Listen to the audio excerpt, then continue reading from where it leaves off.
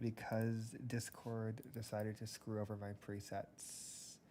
That is always fun when they do that. Hey, Derivar, say something.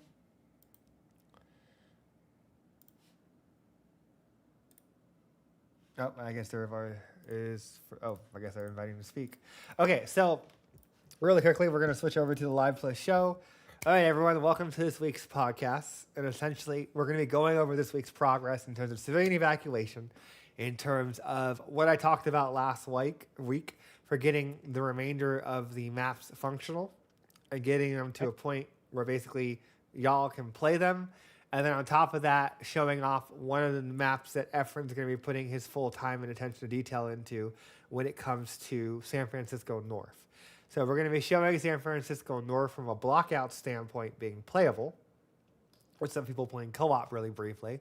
And then from there, we're going to segue into every division and talk about all the progress we've had this week for civilian evacuation and all the other elements. So we're going to jump right in.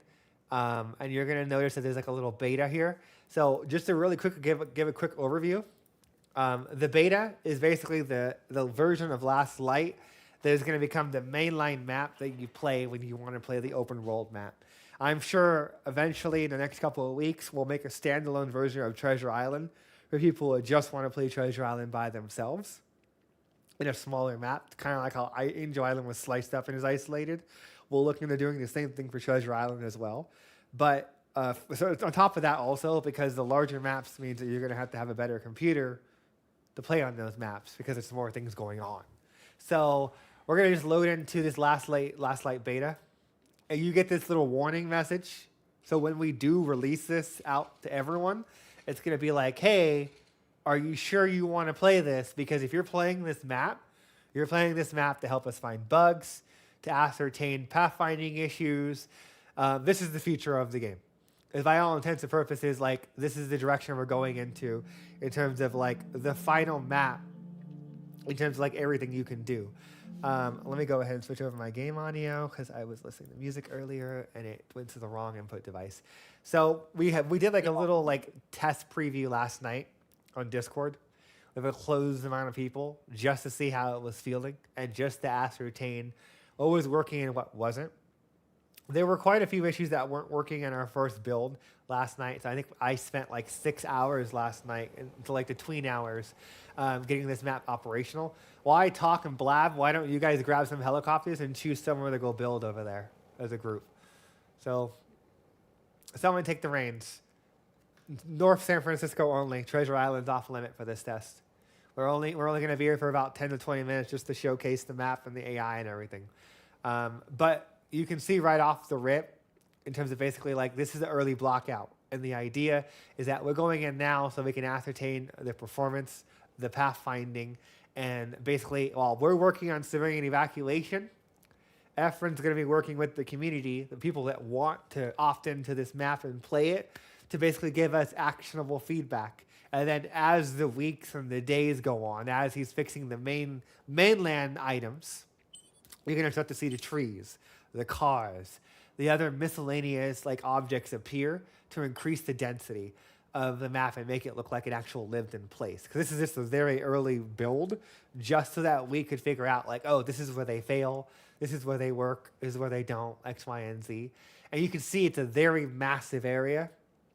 You start, so our intention is to make it to where the aircraft carrier sails into the bay, and then you start here instead of starting in the previous location, which was by Treasure over here. So you can see Treasure Island's over here. It's currently unplayable and accessible. That will come over the next couple of days. Efren's going to like patch this area up and just make sure you can get here. You can like get here with the helicopters and the vehicles by taking the bridge in and out. But there are some like weird pathfinding issues around this area that he's working out with the helicopter nav. So it's another reason why like he's going to be cooking on this map going into next week now that all the other maps are situated. Because of the sheer size of this map, the mini map is having some weird issues with like how much there is to show. So we're going to be looking into basically doing some kind of like picture-in-picture system or something like that.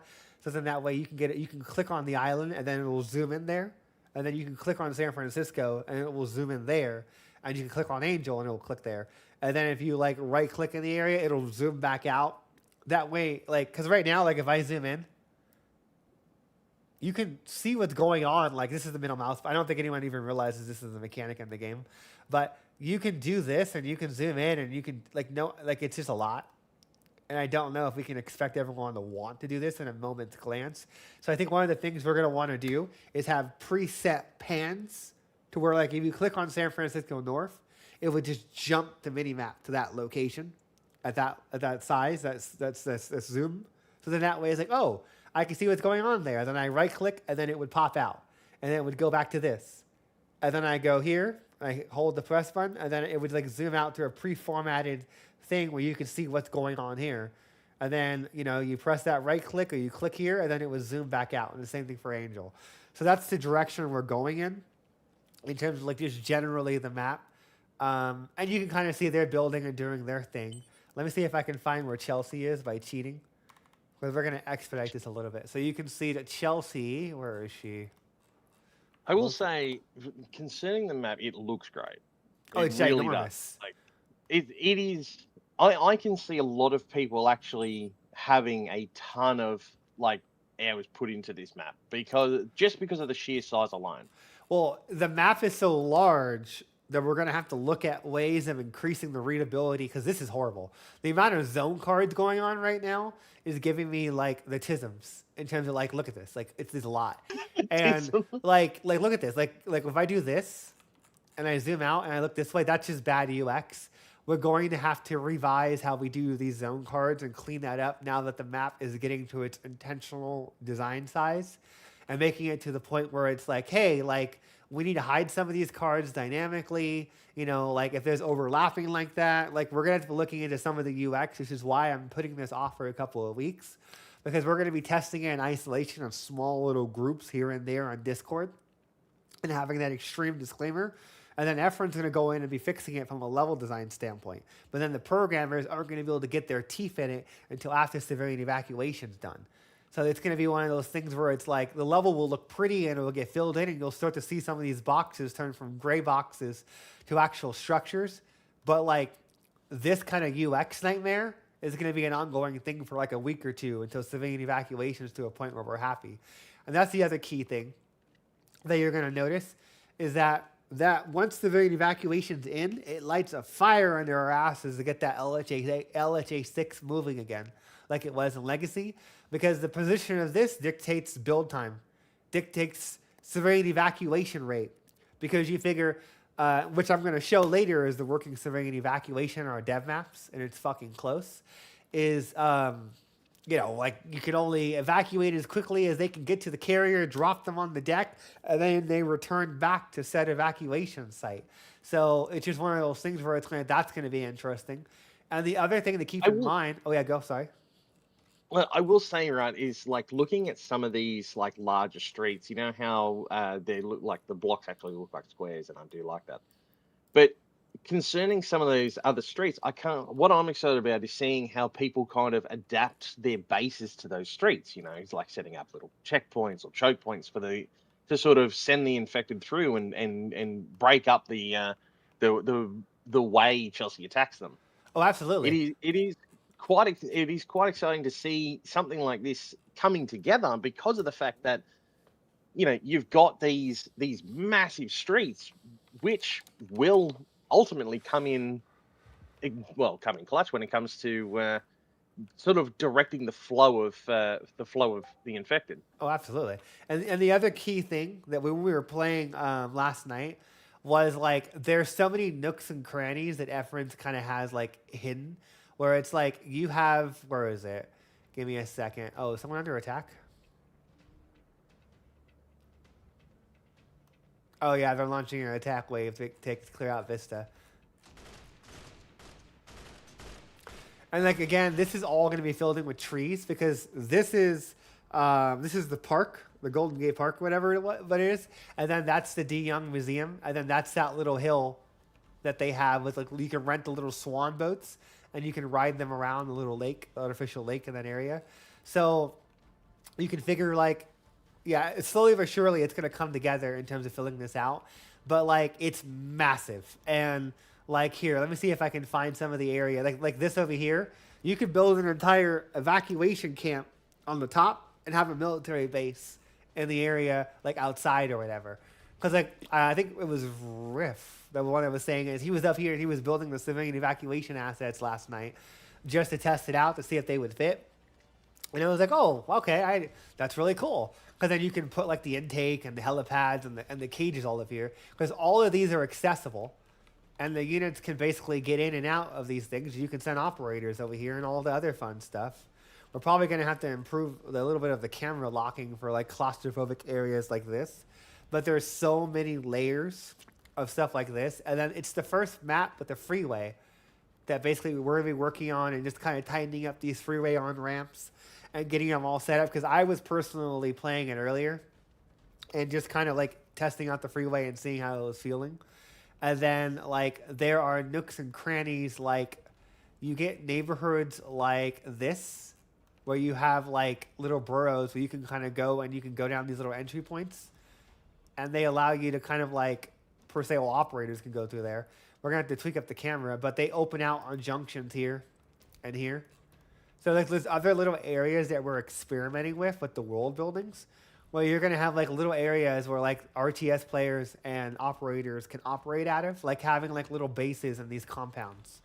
Because these all connect, and there's only one way in, so technically a juggernaut can't get into this, or this, but birds can.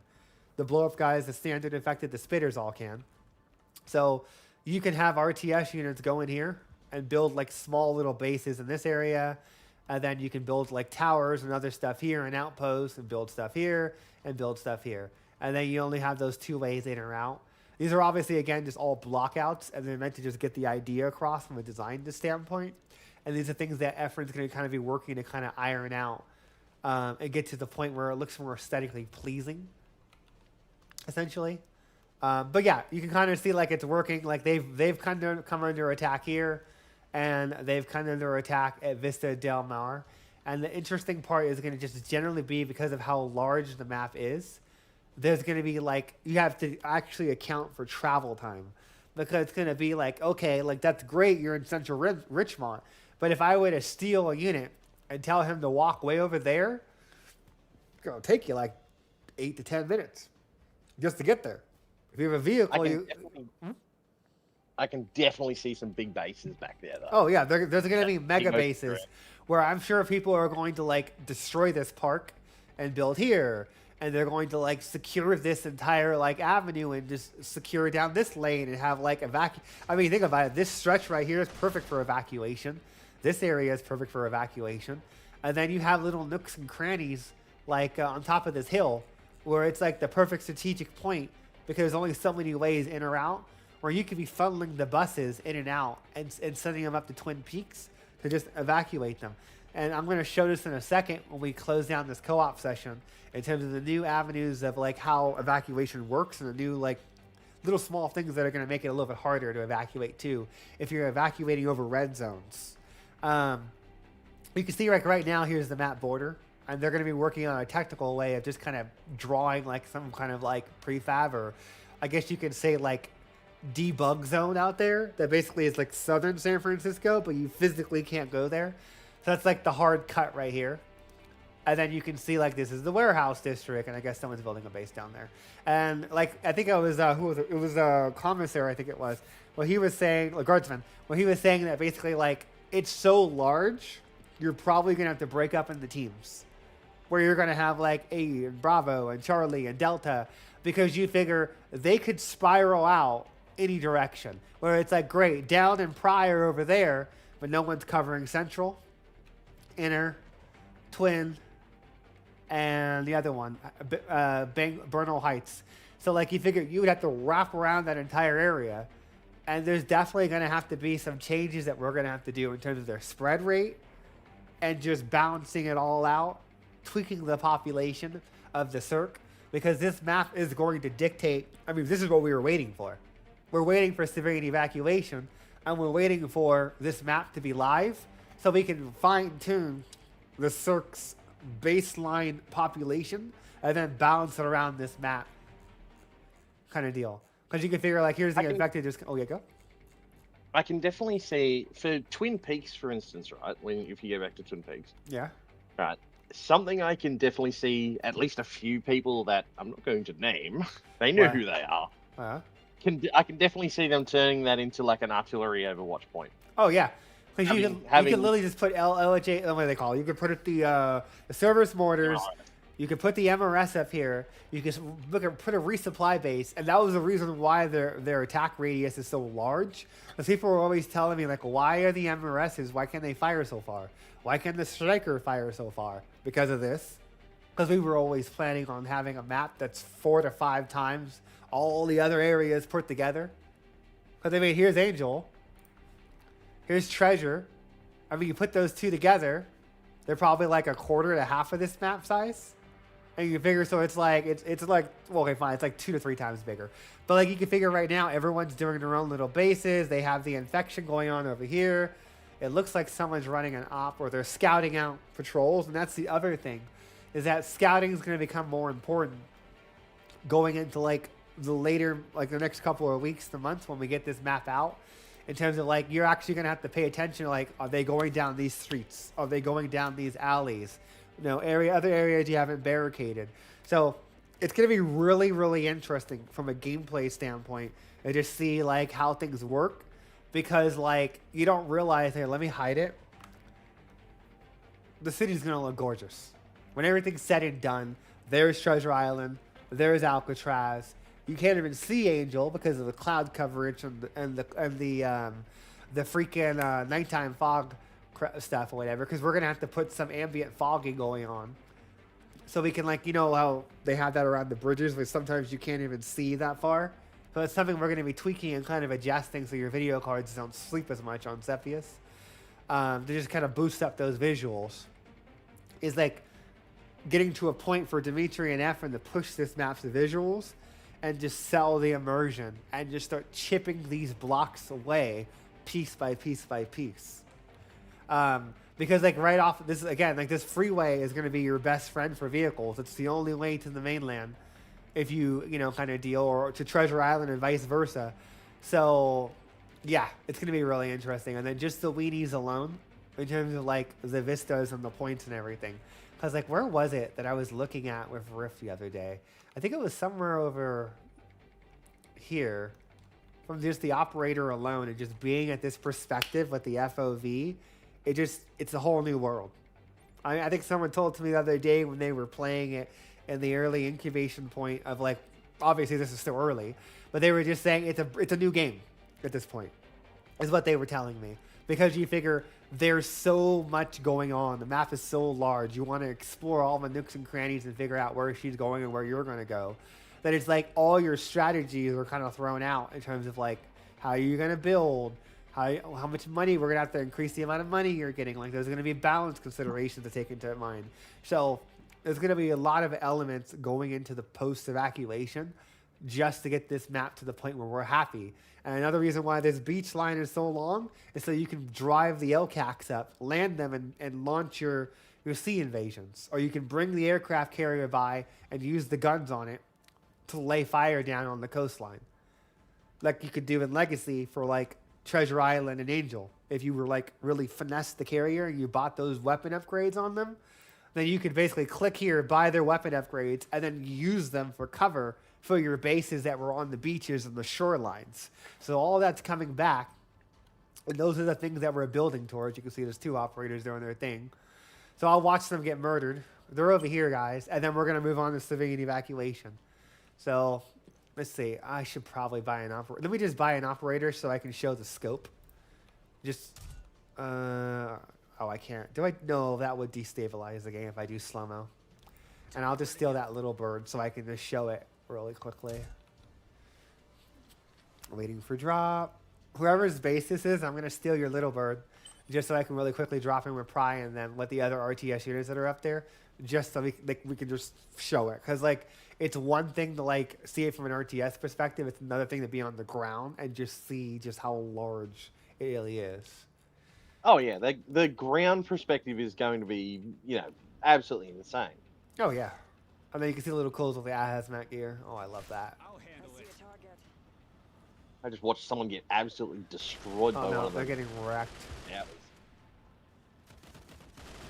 Looks like there is an issue, and I noticed that last night when I was playing on this map. There's an issue with some of the angle. Hold on, let me see something. Yeah, okay. So that is, okay, that's the person who was reporting on Steam that I was talking to. So that's something we're going to have to fix. There's some odd bug going on with, like, the angling on some of the locations. Hold on, let me grab those units that Cat has. I want to test something. So something is blocking their traces on the map, and we're going to have to figure out what that is.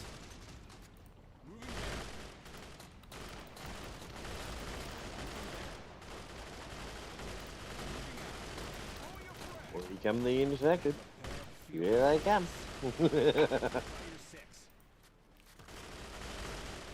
Well, that's going to be enemy number one. Oh, Juggernaut, you're right, Cat. Yes, good Juggernaut, destroy them.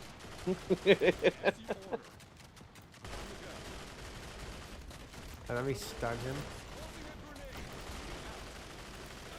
Now that was just me. Anyone got an operator with a stun grenade? He's gonna make fuck us. Uh-oh.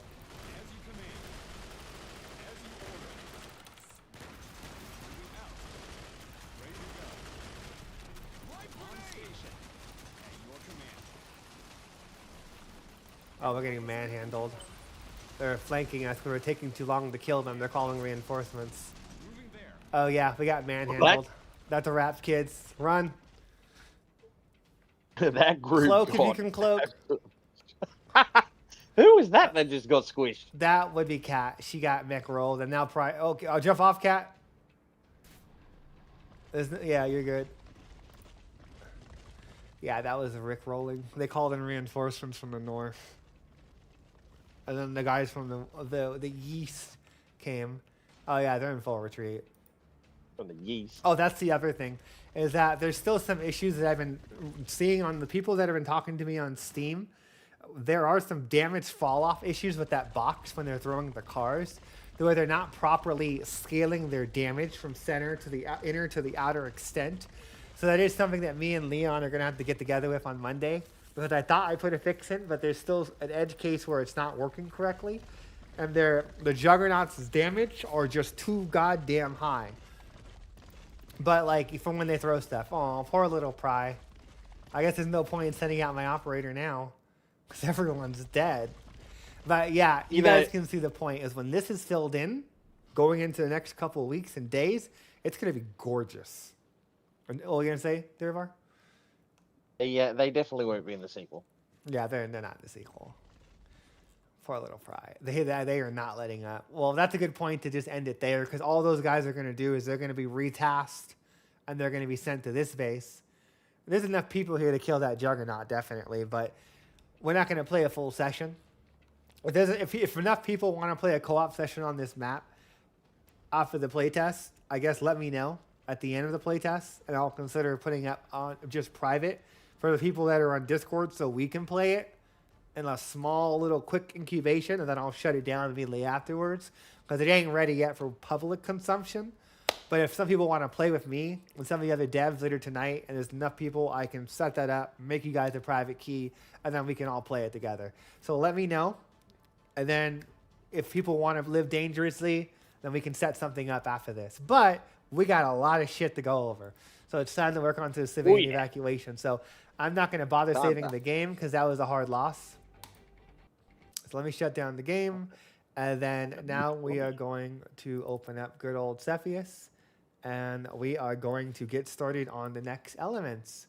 So let me bring up my list of magic. Okay, so. All right. What do you want to start next? The first on the list is definitely to cover the fixed merged split mob, whatever that means. Oh, I'll just show the video for that, because it'll take too long to reproduce. Give me 1 second. It was something that I showed last week that was bugging out, and I was like, well, here, let me show that it actually got fixed. Because it was one of the issues that were like causing the mobs to just look kind of weird when they were merging, because they would change their visuals when they got merged and split. So you can see that basically, like I just fixed that. It was just simple as that. And the merging code just got cleaned up and refactored because we were generating a seed and a bunch of other like miscellaneous stuff, and the seeds weren't like it wasn't properly remembering what the previous visuals were. So when we would merge them or split them for evacuation or going into a building or garrisoning them or any number of things, sometimes their visuals would like they'd be a guy, then they're a girl, and then they're like the runner girl, and then they're like the stripper girl, or like a worker guy, and then the office guy, like just random shit like that. So I fixed that earlier in the week. So that one's fairly straightforward. What's the next one? Security guards? Yep. So hiring security guards. Okay, so we'll do that one. I just gotta wait for this to finish loading. My dummy self loaded the wrong map, of course. And then why wait for that to load? I'll get the blockout that Dimitri made for the euthanization structure. Let me open that up on my screen, and I'll get that queued up. Actually, why wait? I'll just do that now so we can just kill the time. So as it stands right now, we went over multiple versions of the euthanization structure's crematorium, and we were trying to figure out, okay, what do we want to do? Let me just load the proper map, because I loaded the beta map that we were just playing in like a dummy, subconsciously, just like, oh, I had to go check for bugs.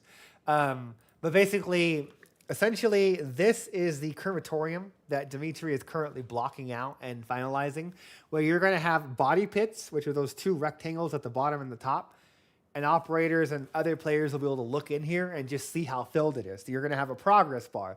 And the idea is, for the euthanization structure I'm going to show in a second, is you have people enter the euthanization structure, they get shot or killed or whatever is happening in your imagination. And then the idea is that then those dead bodies are transferred to these crematoriums. And you can build as many euthanization structures and crematoriums as you want. And the idea is each crematorium has an upgrade tier. And basically, you're able to upgrade it to increase the efficiency of it, of how quickly they can burn their dead bodies. Now, if there's a lot of people that you've killed that are infected, or if there's any kind of infection here, and your burn rate isn't fast enough, and you're killing a lot of people, then you're going to start to create a biohazard that's going to essentially it becomes a gas tower. And basically, like if you don't end up clearing out the occupancy and your thing gets corrupted, then essentially you're going to have to worry about a virus infestation, and then you're going to have to worry about it being a biohazard in around this area, and it's going to passively infect your units, and it will infect the civilians. So it's one of those things where like that's something that we're going to be prototyping and getting implemented going into next week. Again, this is just the base asset where you have the two little things. You have body pits, so you'll be able to see those bodies. You'll have a little burning pit in a little area over here where the AI, or rather, going to just like virtually, like you'll see dead bodies just disappear from the two little body mounds. And then you'll see the furnace is just running randomly and burning dead bodies. And then you'll have a % of occupancy. And then based off of that, it'll be like, okay, like if you're not burning them fast enough and they're building up, and there's a lot of infected dead bodies in there, then you're going to have a biohazard event where it's like a gas tower thing. So here, let me load into the civilian intake test map. Consequences from my mass killing of civilians there? Yeah. God damn it. That's the biggest thing is we want to make sure there are consequences for being a dick. In terms of like, if you're just going to build a crap ton of those buildings, then you're going to get militia. They're going to want to kill you. You're going to get a biohazard event if you're not actually investing in money, or if you're killing too many people, then, and especially if you're killing infected people, those infected dead bodies are going to basically augment the non-infected, and then it's going to create a biohazard event where it gets larger and larger and larger, and it's the effect of the gas tower without being in the gas tower. And the only way of fixing that is to basically destroy the structure because it'll go red, or you're going to have to basically clear it out with the crematorium just running fast enough to like clear it out or whatever. So that's going to be an element that we're going to have to play test and see how it feels. But let's get back to where originally we're going to do. So right now, these are standing in. The security wing is not done yet. Technically, this is the euthanization structure that we showed off last week. And there's still some final elements that Dimitri is working on. Let me see if I can find that thingy. Hold on. So that way you guys know what we're talking about in terms of the final look. Hold on. I got to find that graphic.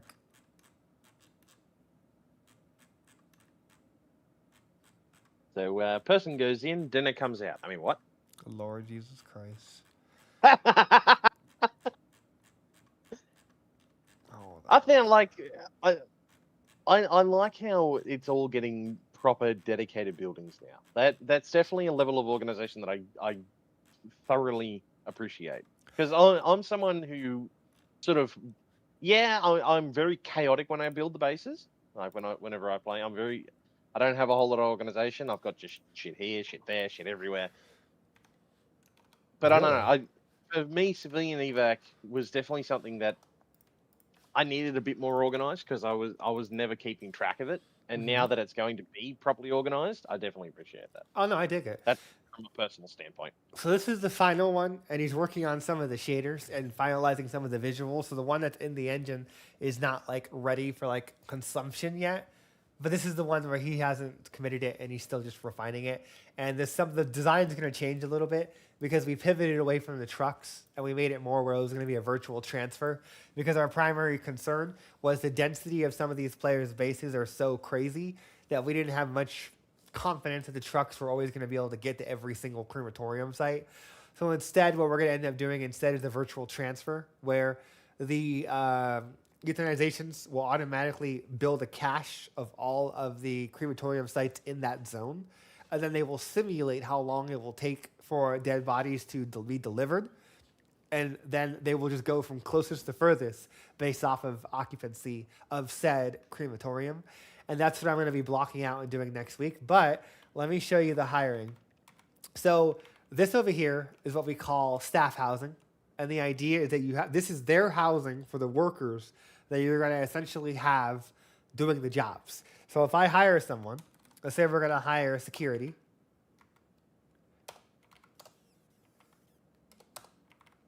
I can hire 4 security for every one of those security wings. So because I have 2, I can hire 8 security guards. And those 8 security guards are just going to run around and automatically do their patrolling like I showed previously. Last week, I showed it to where you had to click here, click guard, and then they would tether it to it. But obviously, that was just a quick demonstration of showing it working. Now it's automated.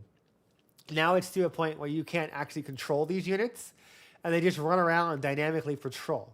One of the last things that we're going to be doing before we release this to the public sometime early next week is make it to where how long they stay at each point is like 60 seconds to 120 seconds, and it's going to be more randomized. So I'm going to be giving them a rand of when you reach a destination, stay there for maybe 120 seconds to 180 seconds, and then consider moving. So they're not fidgeting around as much. They're just moving right now just to show that they're working. And I have to refine those numbers going into next week. But in this instance, you can see as well, every minute you have an upkeep cost. And that upkeep cost is calculated by the class of unit that you've hired. So in about a minute, since I've hired those guys, so it's probably been 30 minutes, and about 30 minutes, it's probably about 30 seconds. So in another 10, 20, 30 seconds, give or take, that 8,600 is going to go down because it's going to subtract the upkeep cost of all of these staff units I've hired in this zone. So the biggest thing is that you can get a lot out of the evacuation system, but you got to be willing to invest the time. There it goes right there, where I just took out that money. Now I'm at 6,800. Now keep in mind, those numbers are balanced pending. That's going to come down during the first playtest and figuring out what upkeep costs are reasonable based off of what you're putting in and what you're getting out. Because the biggest thing to me is everyone has a different upkeep cost based off of the division that they're hired to work at. So right now, I've hired those 4. Technically, I have to fix a number because this staff center only supports 4. It's supposed to support 5. Clerical error. I fucked that up earlier in the week. But for fucking it up, I can just build another one real fast. Let me give myself some money. And then What I like right now with this system is the fact that there is incentive to sort of explore all avenues of getting money and supporting your bases. Absolutely. Because that's the biggest thing, is giving people more options of how they play the game. In terms of basically you can play at Call of Duty and just kill everyone on the map. You could do civilian evacuation. And later on, we'll do bounties and the other stuff later on. But we want to give people options in terms of how they want to solve the problem. But at the end of the day, it's a simulator of a virus infestation, like 28 Weeks Later or What is it? Fuck, what's that Will Smith movie? Help me out. Um, um, The dog. oh, I Am Legend. Like what's it I Am called? Legend. Yeah, I Am yeah, yeah. Legend. That's it. Yeah. So like you figure we want to give like the canvas and then it's up for you to paint your story in terms of how you want to play it every time. So that's the whole custom game options thing. You're gonna be able to change all this. So you're gonna be able to change the upkeep costs, turn them off, turn them higher, change the custom game options. So like the first pass going into early to midweek, it'll be the basics, the base foundation. And then over the next week or two, we'll get layers.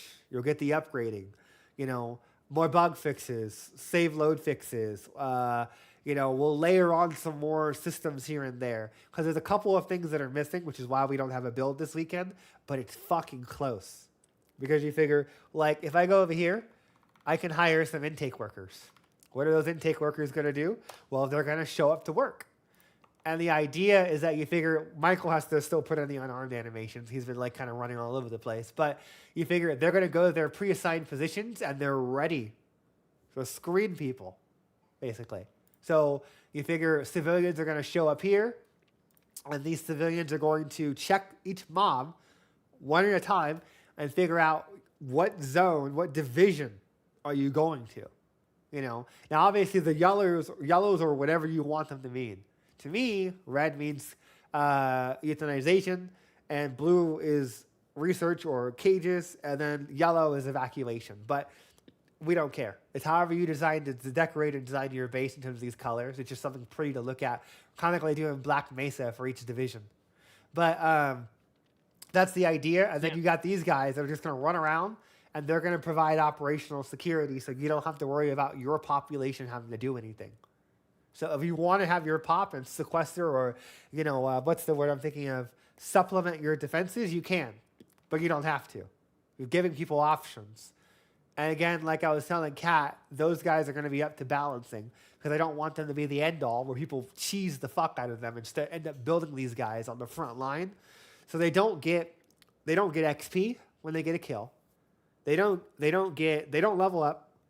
They don't give you Doctrine XP. And they don't give you money. So those three guys, these security guards, only purpose is just to protect your civilian evacuation camps. And we're going to just do that as the base incubator to see how it feels and adjust accordingly. Yes, I know they're using the assault icons. We just got the UI icons backed from our concept artists. And here, let me see if I can find those for you guys. I can definitely see. I can probably think of a few ways to cheese that, even if they don't give me anything. But it is more beneficial to just have them defend the base, as far as I'm concerned. Well, it's going to come down to testing because you figure we don't want people to just build those in every zone that they go to, not interact with the evacuation system because they're more expensive than assaults because they have an upkeep. They don't give you money. When you kill someone, they're not going to give you a money reward. They don't level up, so they don't get stronger. Their weapons are the MP5 by default. I have to change that. It's a special MP5 they're getting. And then, what else was it? And then they don't give you Doctrine XP either. So you figure getting kills does nothing for you with them. The only thing they're good for is just they bought you time or they killed that virus infestation so you didn't have to pull your army. Your guard towers can't move like they can move. So like you figure if this tower got hit by a spitter, their first reaction is just to bounce to the point where their attack originated and clear it out. And if it keeps getting hit, they'll keep searching that location if the unit moves. So it's going to be interesting. The guy just basically because they can figure it's going to be the first pass of them, and it's just going to be like what works, what doesn't, and pivot as needed. Based off of like, I can definitely see a few people trying to use them as outpost guards. So having frontline outposts though, with the ability to, the hell was that? Oh. Having these guys kind of act as outpost guards. While they don't earn Doctrine, they don't earn XP, sure, but it kind of gives you less to worry about when it comes to setting up like a little forward base in an area where you kind of want to try and establish a more solid footing. Oh, because So it gives. because the idea is that kind of echoing what you're talking about is you can build more of these security centers if you're in a higher area of contention, like what you're saying, where they can be used to supplement your defenses. For like, let's say for instance you're setting up in a red zone and you're like, I really need DNA. I need to get shredder rounds. I need to double down on my research for the infection and make my units more resilient so they don't get infected as easily. Or when they do get infected, it doesn't take them as long to succumb or longer to succumb. You could do what you're saying, where you go and you intentionally build in a yellow or a red zone. You intentionally bring people in that are infected. You hire more security. So instead of evacuating, you're pretty much just caging and killing everyone. At that point. I mean, I guess you could have one offsite, like one helipad for the people that happen to not be infected. But if you're going into a like yellow or red zone, odds are most of the people that you're going to be intaking are going to be infected. But that's going to be the best place to farm XP if you don't want to fuck with the scientist's DNA collector and you don't want to play horde missions. Because like those DNA collectors piss the infected off to where like you're going to trigger a horde defense mission, and as long as that structure is there, they're going to try and destroy it, and kind of deal. So that way we're giving people multiple ways, unlike Legacy, where you had to play a piece of candy, or you had to like kind of weather your way through the old evacuation system, and it was very hard to digest, and it was very hard for people to understand how to do certain things. So we think we're making it in a way where it's very self-explanatory and very straightforward. And there's still going to have to be like a good amount of like UX and tutorials we're going to have to push, because like you figure like, yeah, it's getting close, but like it's going to be a couple of last minute things to kind of get it over the line is what I feel like. Because like if I click on you and I click on this, you'll see that the buses also got redone from last time we met. It's a new size. The bus got resized. It's more nimble.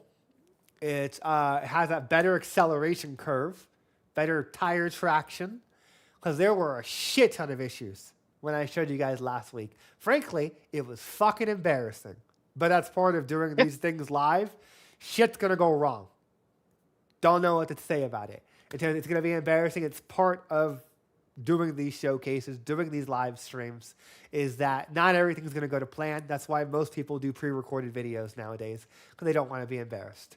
But you can see in this instance, you got the one bus going. He picks everybody up, and then he's going to drive back and dump them off. And this is the other mechanic that we were working on earlier in the week, is overpopulation is in, but key thing, they have to have somewhere to go. You have to have a pipe. So if your tactic is just to take everyone and dump them into a zone and overpopulate every structure in that zone, guess what? It's a ticking time bomb. Everyone in that zone is going to get pissed because there's not enough space to go around. There's not enough food, not enough supplies. It's simulated in terms of like as that population goes over 100, everything over 101 up to 200 starts to negatively affect your reputation in that zone. So like you figure, if I were to go, and we're going to speed this up a little bit, I'm going to build some intakes. We got to make that a continuous build. That's so annoying. So then that way I can do this a little bit quicker, because we have that continuous build mechanic where you can basically like continuously place stuff down. Okay, so now all the buses are going, and they're going to grab the people. The mobs are going to come over. It's going to drop them off, but you're going to notice something, is that as these structures that they're in are overpopulated, they're going to effectively start to tick my reputation here. It's already doing it, actually, because there's already one building that's overpopulated. This one, and that one. So it's currently there's 3 buildings that are overpopulated, and it's ticking my reputation slowly but surely. Now, excuse me, this is one of those mechanics where it works from a programming standpoint, and that first build, that first day, maybe the first 2 or 3 days are going to be rough, because we're going to have to get in there and find a baseline value for the next week when we do the first civilian evacuation build. It's going to be the wild fucking west for the first day or two, because it's going to be like, oh, like this is too much, oh, that's too little, Because it's going to be the first time we're interacting and playing with all of these systems live with you guys, whether we're playing with co-op or you guys are playing with your own friends or you're playing in a single player.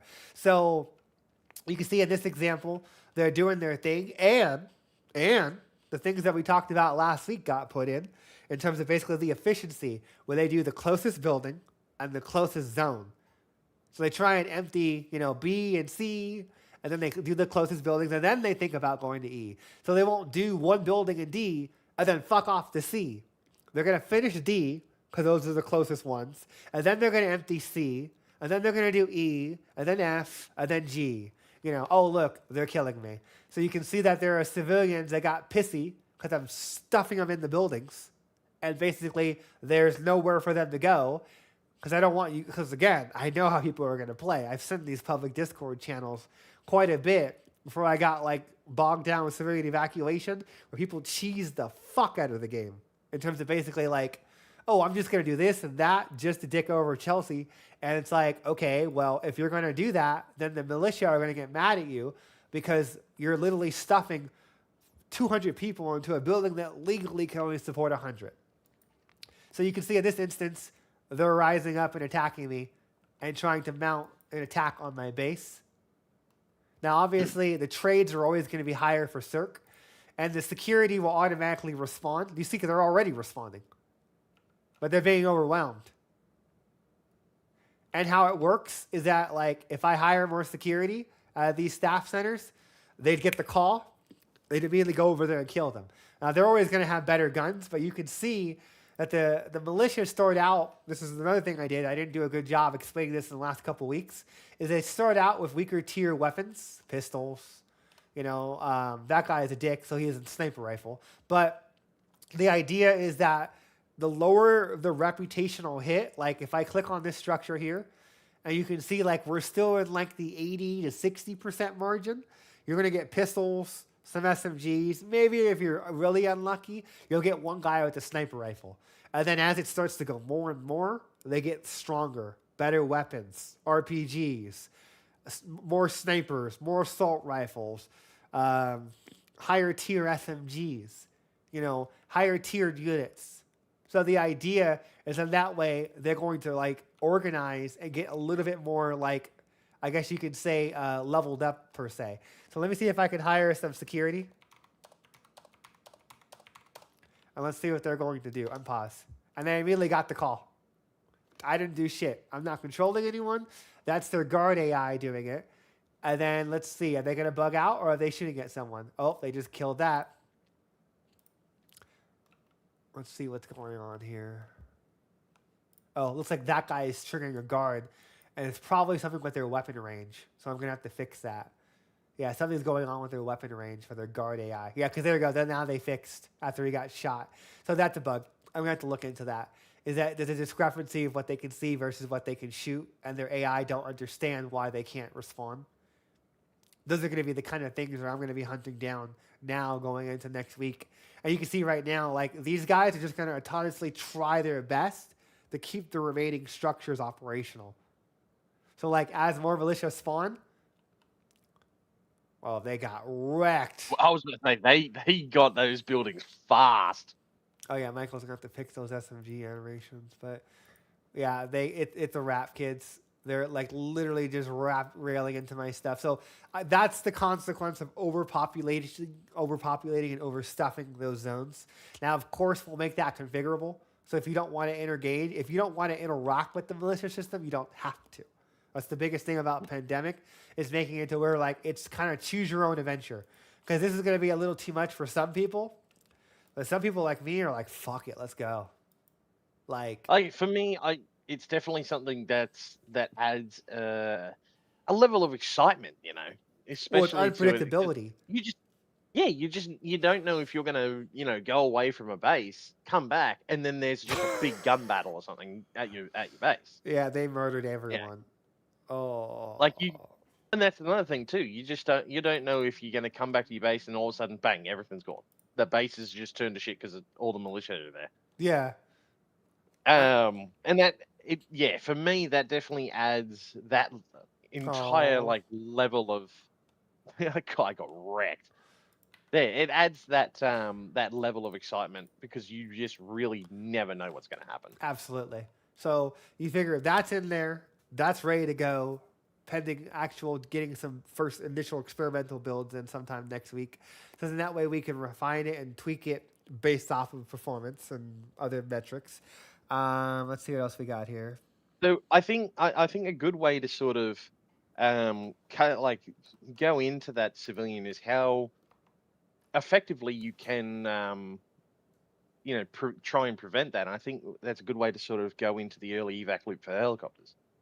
Oh, that's going to be the interesting part because we're going to get right into that in just a moment, and that's going to be another metric, another layer of difficulty that I'm curious is how it's going to feel when it actually is like replicated out. We're gonna hold on. We're gonna open up that can of worms in just a second because the other thing I Can would of say worms. is like you figure we have these icons, and I've already picked figure eight, optic one. So you figure we're getting these colored up and designed right now. We went for what was the color we called it? It's called. Hold on, let me find it. Ah, here we are. This one, I circled it. So right now we're currently getting these icons put in for the actual classes for the militia. So that way you have your readability and your icons, so you can easily identify who is what based off of the archetype of their role.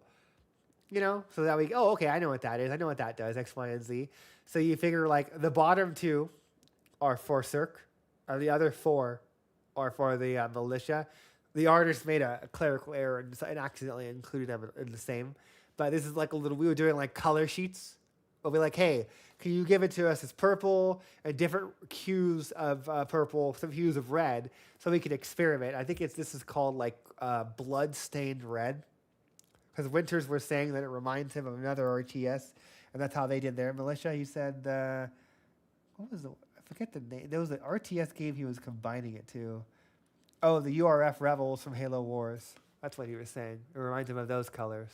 So that's something that basically we're putting down the pipe and we're currently working on to get from a UI standpoint next week, so we can get those final graphics in. And then that way you don't have to look at like the wrong UI icons for like the different members that you can hire for intake and for security. Because right now they're just using the assault icons and it's a little bit confusing. So that needs to go. I will say, would it be possible with those colors for those icons be able to change the color of those icons? Oh, So the colors are going to change. The colors are actually written to dynamically in the engine. We have a normal like neutral color we put in, and then that way this color can be changed dynamically, programmatically, whatever the term is for programming wise. So that way that's not really a problem. We just do like a tint. Other than that, and then we can make that any color we want in C++. So that's not really the issue. It's just we just got to get the graphic from Janari sometime early next week. So then that way we could get those readability and elements. So let's see. I like that color, that purple color. So I was like, ooh. Oh, that's what you meant. Purple. No. Okay, so one thing I will say is that all of these guys have an active health regen. After 30 seconds of not being taking damage, they do automatically heal themselves. If you have a medic or a medical tent nearby, that will also heal them, and you can manually heal them if you're playing as an operator and you see they're hurt, and you want to heal them before their auto regen kicks in. Passive just means that they haven't taken damage in 30 seconds, kind of like the Call of Duty thing, where if you don't take damage in 5 seconds, it starts to regenerate your health. But it'll regenerate them to full health in those instances, so that you don't have to babysit them, you don't have to manage them. They're autonomous. We covered upkeep. We covered job locations. Okay, is there anything else before we move on? We did bus. We did San Francisco. Okay, so next thing is the evac for the new structure. So let me reset, and then we're going to go over here. So the new structure that we've been kind of prototyping with Dimitri and co. is this evacuation site. We wanted to look at some of the shortcomings of the previous setup and see what we could do about integrating it into one structure that decreased the user frustration of how the fuck do I make this work? Because everything had a prerequisite or another prerequisite or another prerequisite, and a lot of people could never figure out how to interact with the evacuation system. And at the same time, we wanted to like refine some systems, make it a little more easy, from a design standpoint as well. So you'll notice that if I click on the button, I'll spawn in mobs, and those civilians are going to enter the evacuation site through the door. Once they enter the evacuation site, there is an efficiency meter that's not currently hooked up because there's no staff working this evac site as it stands right now. That is part of the elements that are coming in next week. The intake, what do we rephrase that? The efficiency is tied to each staff member that you put here. So like if I go to, where is it? It would be under zone, and then zone 1. And then if I go over here to, I'll just show you the back end so you guys get an idea of how this works. So if I go to the divisions, you can see that there's like, for intake, there's 2 staff slots, and there's 1 active provider providing to that staff slot, but the effectiveness is 0. So once I hire one, the assigned staff goes to 1, but effective staff doesn't go to 1 until they arrive at their job site. They report for work. And then once they've reported for work, then the effectiveness goes to 50%. And then the second guy gets hired, now effectiveness is 100%. So the idea is like for security, effectiveness doesn't do that much for them. It's kind of a meaningless stat for security. We might tie that in later. For research, it's the same thing of the effectiveness of getting them into cages and getting them out of cages. For euthanization, it's how quickly you can kill them and then move them to the crematorium. For evacuation, it's basically we're going to have a guy that's sitting in the front that's guiding people in, and then we're going to have a guy over here waving people to the helicopter. And the evacuation is basically the efficiency to get them organized and get them ready to board the helicopter. So if you max out the 2 staff slots, because right now the effectiveness is 0, so that stat is effectively not being used right now. But that's one of the things that we're going to be doing going into next week, is that if I hired someone for evacuation, the first slot would be effectiveness 50, and the second one would be effectiveness 100. And that once they arrive and they're an effective staff. So then at that point, that's how the system works in terms of people have to, like, so that way you can't just hire people here and then it's a cheat because they're applying stats to their division before they even arrive and they're even ready for work. And there's obviously redundancies where, like, if they get stuck or they get like broken or they can't reach it, it does a medic loop and it will teleport them to their final job position if something goes horribly wrong. If like somehow you build your staff housing in like a really weird location, because we're gonna have to invalidate these staircases so that you can't build here, so you don't fuck up their ability to leave. So we'll probably add like a no build volume like the barracks have on their like sides for those 2 structures. But that's something to do going into next week before we open it up to you guys, because devs already know not to fuck with that.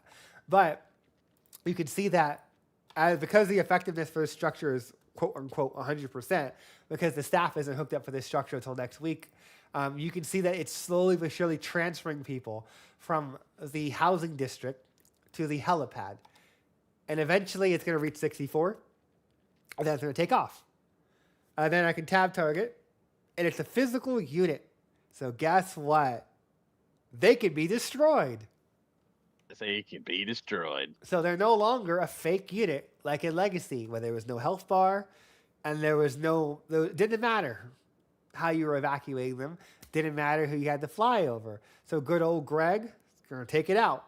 Spitters, going to take it out. So you actually have to think about, like, where are you going to build these evacuation sites? Because if you lose everyone on board, that's on you. You immediately get that reputational hit. But because they're a unit, you can assign helicopters to guard those helicopters. So I could assign an Apache or a Little Bird or a Black Hawk with weapons and hit the little guard button right here and be like, oh, I want you to protect that Chinook at all costs. And they'll follow it automatically. Now, the only thing I would say is that there's definitely going to have to be some growing pains with the gas, because you figure we're going to need to figure out the guarding and patrolling for gas so they don't kill themselves. Because the problem with the vehicles right now, patrolling and guarding, is they don't understand they need to go back and get gas. So they'll run until they kill themselves. Now, obviously, the evacuation helicopter has infinite gas. The LHA-6 has infinite gas. They don't die when they run out.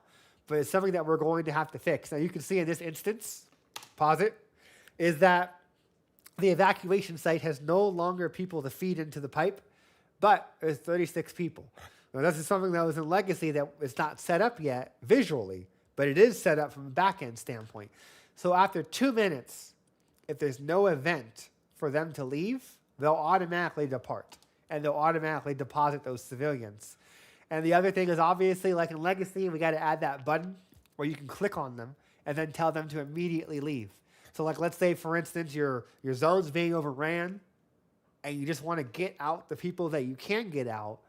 Then you can double click on all your evacuation helicopters, hit the hotkey, or click on the button here, and then you'll be able to immediately say, get out, go to the carrier, drop them off, and if the structure that they originate to gets destroyed, they'll finish their task, and then they'll die, essentially. So the same thing for the bus depot. The bus will finish its tasks, and then the bus itself will kill itself. It'll just die.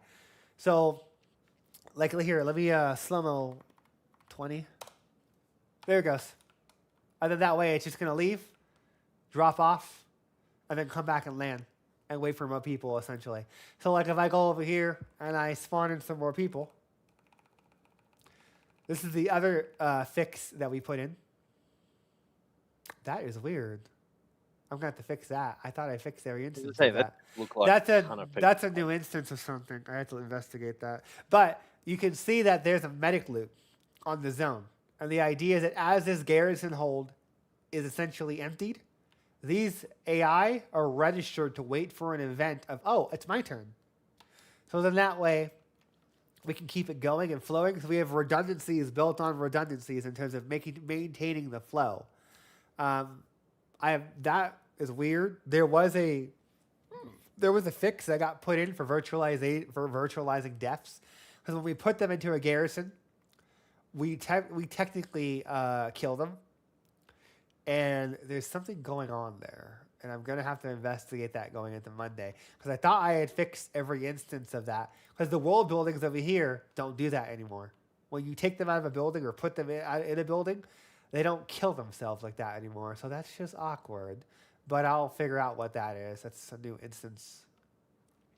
But yeah, you can see that it is functioning. You know what? I'm gonna play with fire. Oh wait, wrong way. I'm curious of something because, like, it's always fun doing something that hasn't been tested for like mass consumption yet. I'm curious what happens if I do this. So if I do that, okay, helicopters are here. 'Cause I wrote a reservation system before I handed it off to Derek to work on some of the staffing and some of the admin stuff for the company yesterday. And what I'm curious of is if my reservation system is going to not work. Because what happens is every helicopter reserves a slot at their creation time, and that is like their preset landing point. Now, technically, there should never be overlaps because of that.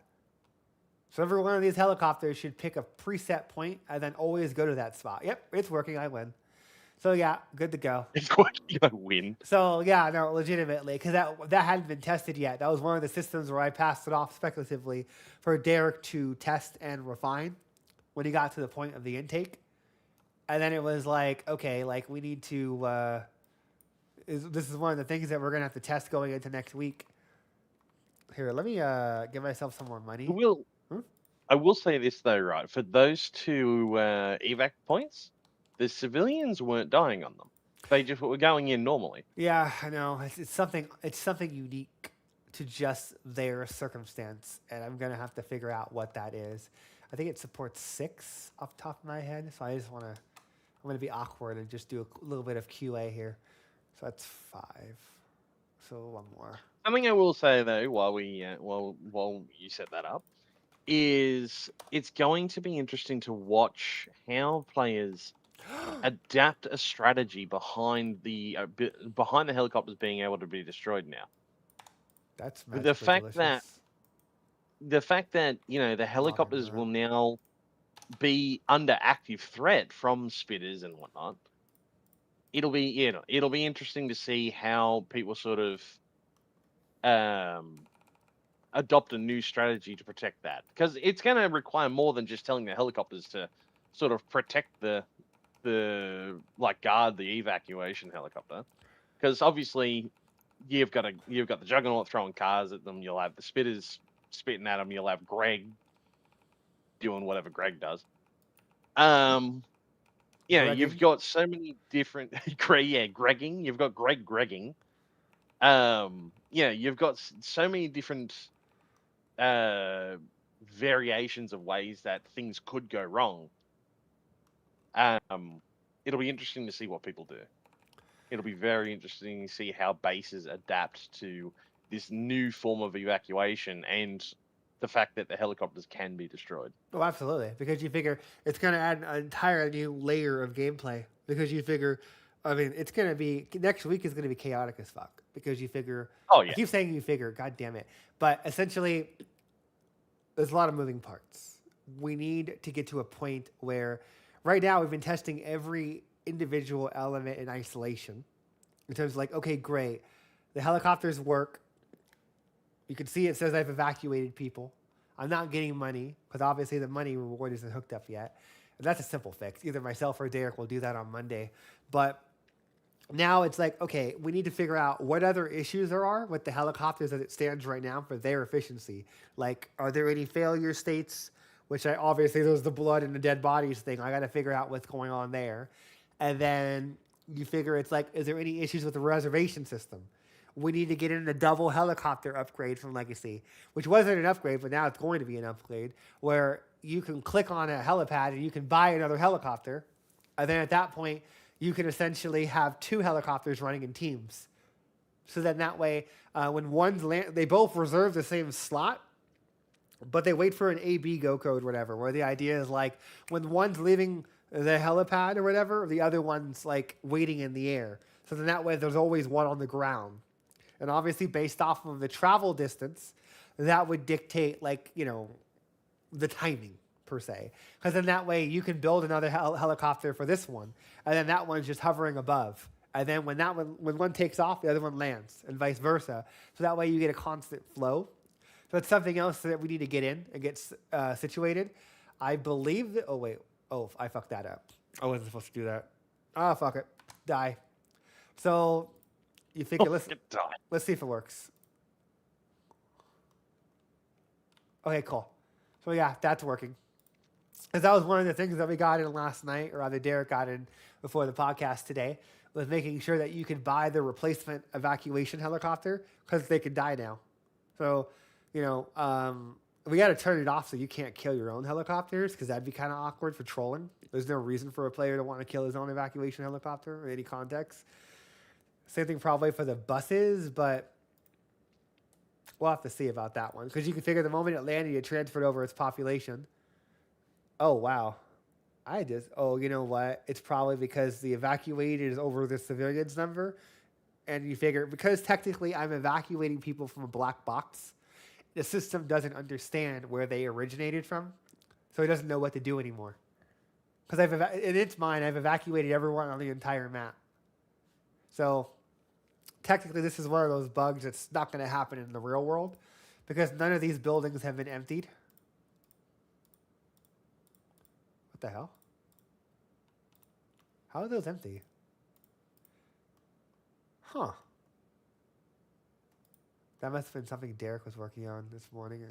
Okay, I'll have to look into that. But you figure it's like one of those things where they're running the actual helicopter AI. So in a way, it's also helping us basically battle test and figure out what works and what doesn't. And there's definitely going to have to be some automated elements that we're going to have to put on their helicopter AI. Because we'll probably have to make it to where like they automatically turn on their flashlights. And they get special strobing colors at night. So that way you can identify helicopter flights from like normal RTS units. We're going to need to get a new RTS icon made for them. So there's a whole like line of things that we're going through right now just to get them all tidy and ready for like human consumption. Because like I would say as it stands right now, going into Monday for us is like, I'm personally working on euthanization. By the time I finish euthanization on Monday, euthanization is going to be done. And then the crematorium will be done. And then from Derek's standpoint, he's working on any other remaining bugs and efficiency issues with the buses and the evacuation. Whoever finishes first gets to jump to setting up the actual flow. Because the next logical step is setting it up so then that way I can go here, I can turn this on, And then now the buses will go and pick people up, or they'll walk of their own volition, and they'll get intaked, and they'll be, and then as long as you have people hired here, they'll go through and they'll be like, processed. And then from being processed, what I'm simulating by doing this is done just by the natural course of actions, where it's like person leaves building, person goes through intake, depending on your settings and your rules, they go to the relevant department section X, Y, and Z. So it's one of those things where like it's gonna be it's like it's all just kind of like in little chunks. And now going into next week, actually technically there's one other thing we got to do is the research. So research between me or Derek, technically we have to do that one before we do the flow. So that way we have every division done. I correct myself. So technically we got to do research on Monday, Tuesday, and then the next step would be is like we test each thing in isolation, kind of like what I've been doing with these console commands. So like if I build a euthanization and I spawn a civilian, the first thing they would do is just jump into that structure and kill themselves. And then that way I would test the efficiency and the rate of burning to dead body, to crematorium, to what's the critical mass for the infection growth and all the other stuff. And then once that's done, which probably will take me all of Monday, probably leave a little bit on Tuesday, we'll just see. Then whoever finishes first has to do research. Once research is done for the cages, which I'll give a quick reminder of what the hell I'm talking about, is that if I'm talking about these, so let me go find it. Hold on. Play the setting theme. No, literally. I think it was named something funny when Dimitri put it in there. Let me just search for cage. I mean, it is you. No, I didn't put it in there. It was something that when Dimitri was like setting it up, some of them were named like oddly really specific. Yeah, here they are. So I'm talking about, is there a blueprint prefab of this one? I don't believe there is. Because those are the cages for the Juggernaut. Which, we're not going to talk about that today. That's something speculative later down the line when things calm down. That's the other asset. We didn't see or hear anything. No, that's not it. No. There's a version of this that's already pre-assembled. Hold on. Oh my god, Phoenix, that's fucking hilarious. Wait, Juggernaut's in the game since when? I'll just go with this version. It doesn't have the rotating circles, but you get the point. Because someone has to go in and assemble it. They're broken into skeletal meshes and static meshes for optimization's sake. Because the elements that need to loop are just like very minimalistic and not skinned to much influences. So then that way it's cheaper. But the idea is that like this is the last thing we have to set up is the last division. And then we have to assemble that Monday, Tuesday, which is basically this is the research lab blocks where you can build these. And then you can house them civilians that you don't know if they're infected, and you can isolate them. And then once the scientists that are assigned to these blocks ascertain, based off of an isolation time, if they're infected or not infected, then from there you would know, oh, I want to keep these guys in cages to farm their DNA, or oh, bounce them out and go send them to evacuation. Or if you're the devil, kill them all. I don't care. But the idea is like you figure it allows you to do that and like determine like their status. And this is also how another avenue for farming DNA in the mid to late game. Because like you figure you're not going to be making a lot of DNA off of these in the beginning. It's going to be something that you're going to see like you invest in or you live dangerously and you're intentionally building those red or yellow zones, or so that way you can intentionally get people that are infected, send them to the gulag to get caged, and then basically, prick and prod them forever to farm DNA passively from these structures. So that's generally the wings that we're working on. So as I mentioned, like this is something that we're working on going into next week with the euthanization and the crematorium. And then once those two things are situated, then it's just a matter of putting it all together in terms of like, okay, great. Every individual division works in isolation. Now let's tie it all together and let's set it up so that the AI understand the intake system of going here and then being screened by the scientists, and then they go wherever they need to go. So let's see if there's anything else I need to cover up for listing. Let me pull up the list again. Give me Oh, one right. second. I'll cover that briefly. So you figure the other thing I have to show is that Michael and Janari have also been looking on the operator UI. Here is the last mock-up that they did a couple of days ago. I put in some overrides for fixes in the week, so they still have to go in and change a couple of things because they did the ability bar wrong. So they're going to have to correct that because this one should have been a small one and that one should have been a small one. And the top one's this currently selected one because we went the whole like breakpoint approach where like you press tab and you cycle through and you mark an ability as active. So that's essentially the mock-up that we're kind of building around for the operator third person UI. Once they get this one solidified, and I'm happy with it, Michael's happy with it, then we'll work on getting that implemented towards the end of the month, going into the early next month when we transition off of civilian evacuation. And we're on the general polish and the AI and the operator stuff we've been talking about for cleaning up the UI for them. And keep in mind that after this one's approved, they will be working on the gunsmith UI and getting that situated so it doesn't look like horrible. Because if you figure, I'm pretty sure no one likes that UI. I will say, I like the idea of a new UI on the operators. Oh Especially like if you go along the breakpoint route, breakpoint had a really nice UI. Well, Like yeah. had a really What is it's it? like it's incredibly readable, you know. It's good to the eyes, it's pleasant on the eyes, and yeah, I think if you go down that route, it's a good idea. It's a damn good idea, actually. No, I dig it. It looks like Michael did not get the new weapons in the showcase, but he's currently working on the remaining weapons, and he has to put them into the rotation. I don't have an ETA on that just yet because a lot of stuff going on for him right now. But you figure, ideally, we'll get to a point where we'll be able to get the remaining operator weapons in on the next week or so, give or take, because his rough deadline was this Friday. That didn't happen. So you figure it's probably going to be around early next week, around Monday, Wednesday. I would probably say around the time that we aim to get you guys an early experimental build. Because like right now, we're roughly aiming around Wednesday of next week to try and get you guys like an early build of evacuation. And then we'll play it by 24 hours. So like Monday, we'll evaluate at the end of Monday. Where are we? How far did we get? Tuesday, evaluate again. And we'll put a message on Discord so people are aware. 24-hour hold. 24-hour hold. Because the biggest thing right now is we're trying to get it to a point where people can play it.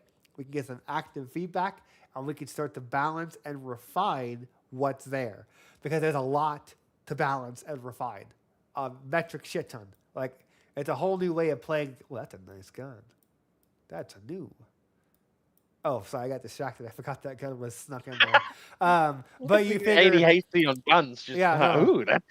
Yeah, but like you figure, so just keep in mind that's another moving wheel that we have going on because like I think there's about like 4 or 5 guns that are coming in from what Michael's working on, the Desert Eagle, and a couple other guns. So bear with him for that, and those will be coming in as RTS, TPS. What new weapons coming in? The list is on one of our last Steam posts. So if you want to go find that list, you can find the list of the weapons. And because like right now he's working on the attachments and the balance for them. You know what? I think I can show them models. Hold on. Actually, speaking of the operators, sort of going into the operator stuff, right? Would you consider doing like a drone for an operator, like a little personal drone for an operator? What would it do?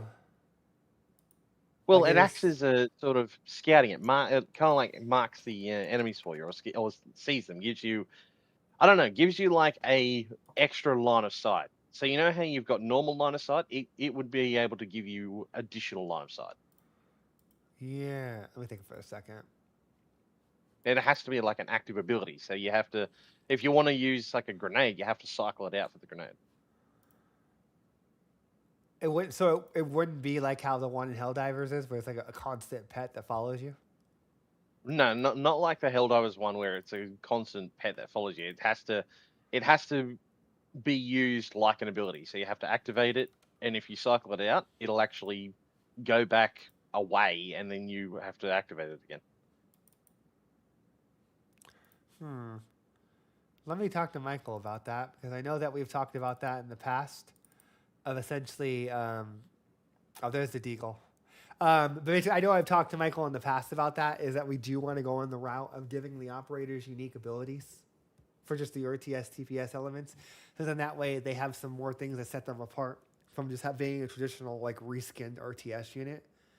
We did talk about having deployable ammo bags, medic bags, and like deployable drones or whatever because they don't have those right now, like robot, like stationary turrets, like the engineer can build. Because technically, the operators should be able to build the farm, the DNA collectors. They should be able to build the radio towers, and they should be able to build pretty much anything in RTS unit. They should be able to do baseline, but then there are still other elements where it's like we need to buy a little bit more time to get the rest of the core in there, and then like when we get to that operator polish, that's when me, Michael, and Derek are gonna go crazy about making the operators really, really fun and fleshing them out because there are certain elements of how they move, how they shoot, and just the general handling, their weapons, their abilities, where they do need some more love and care to like make it to where like you can play the game as them and you can still command the army and do stuff or whatever. Give them some basic contextual actions like an armor or SWAT or ready or not, or you can give people commands by looking at them or selecting groups that you've already made in RTS. So it's like there's a whole layer that's still needed for them to get them to a point where I'm fucking happy with them. It's just that as it stands right now, I'm just kind of like Severity Evac, and then the LHA6 and the LCAC and like the pathfinding fix that Kat and a couple other people have been hunting me down with like a sickle to do. There's like 2 or 3 critical bugs right now that I'm tracking that we're trying to reproduce reliably. If so, by the way, if someone's listening here and they can reproduce this and they can tell me how to reproduce it like every single time, I will love you a long time. Is that there's a random bug where sometimes your units refuse to shoot each other, shoot the infected, and the infected ignore you. And me and Derek have not been able to reproduce that reliably, but it happens randomly, and it's the devil. So like, if someone's aware of that and how to reproduce it, that's something else that we're tracking and we're trying to currently fix because that's enemy number 1. I think I read a negative review of someone that happened to it, and I was trying to work with him and add him on Steam. But I got to arrange a time for him to share screen for me to see if he can reproduce it reliably. And then I think that's the only person that I've seen one person on Steam write about it, I think, on the forums. So like you figure I'm trying to add people that are running into those issues. But if there's someone on Discord that can reliably recreate that and then show me and Derek, then we can recreate that in our editor and it's done in 5 minutes. Because we've tried it for like over and over and over again. And it gets to the point where we're like, we gotta work on, we gotta move on. We gotta like do some content. We have to like work on the other bugs. We gotta work on that content, like whatever else. So it's always a time game for us in terms of like how much we allocate versus bugs versus content. Because you figure you can't recreate the bug. What do? You got 6, 7 hours in a day. So it's like you allocate 20, 30, 40 minutes, an hour or two. You burn 2 hours. You can't recreate the bug. And you're like, I gotta move on. So it's always the pitfall of doing software development where it's like there's always that one little thing that you didn't realize creates it. And it's like it's obvious to some people, but it's not obvious to everyone else. So it's one of those things where we got to figure out what that edge case is so that we can rectify it. Oh, here's the USP. There's the deagle. And yeah. And you know, if Robert says he love you a long time, then he mean it. Oh, he Lord. doesn't love me, though. I don't. Let's see. And then there was the. You didn't have to confirm it, Jesus. I did. You did. You truly No, that one's did. already in. Okay, where's the other one? There was another one, the SMG, and it was the. I do like the variations in weapons that are coming out because I personally have my own personal favorite guns.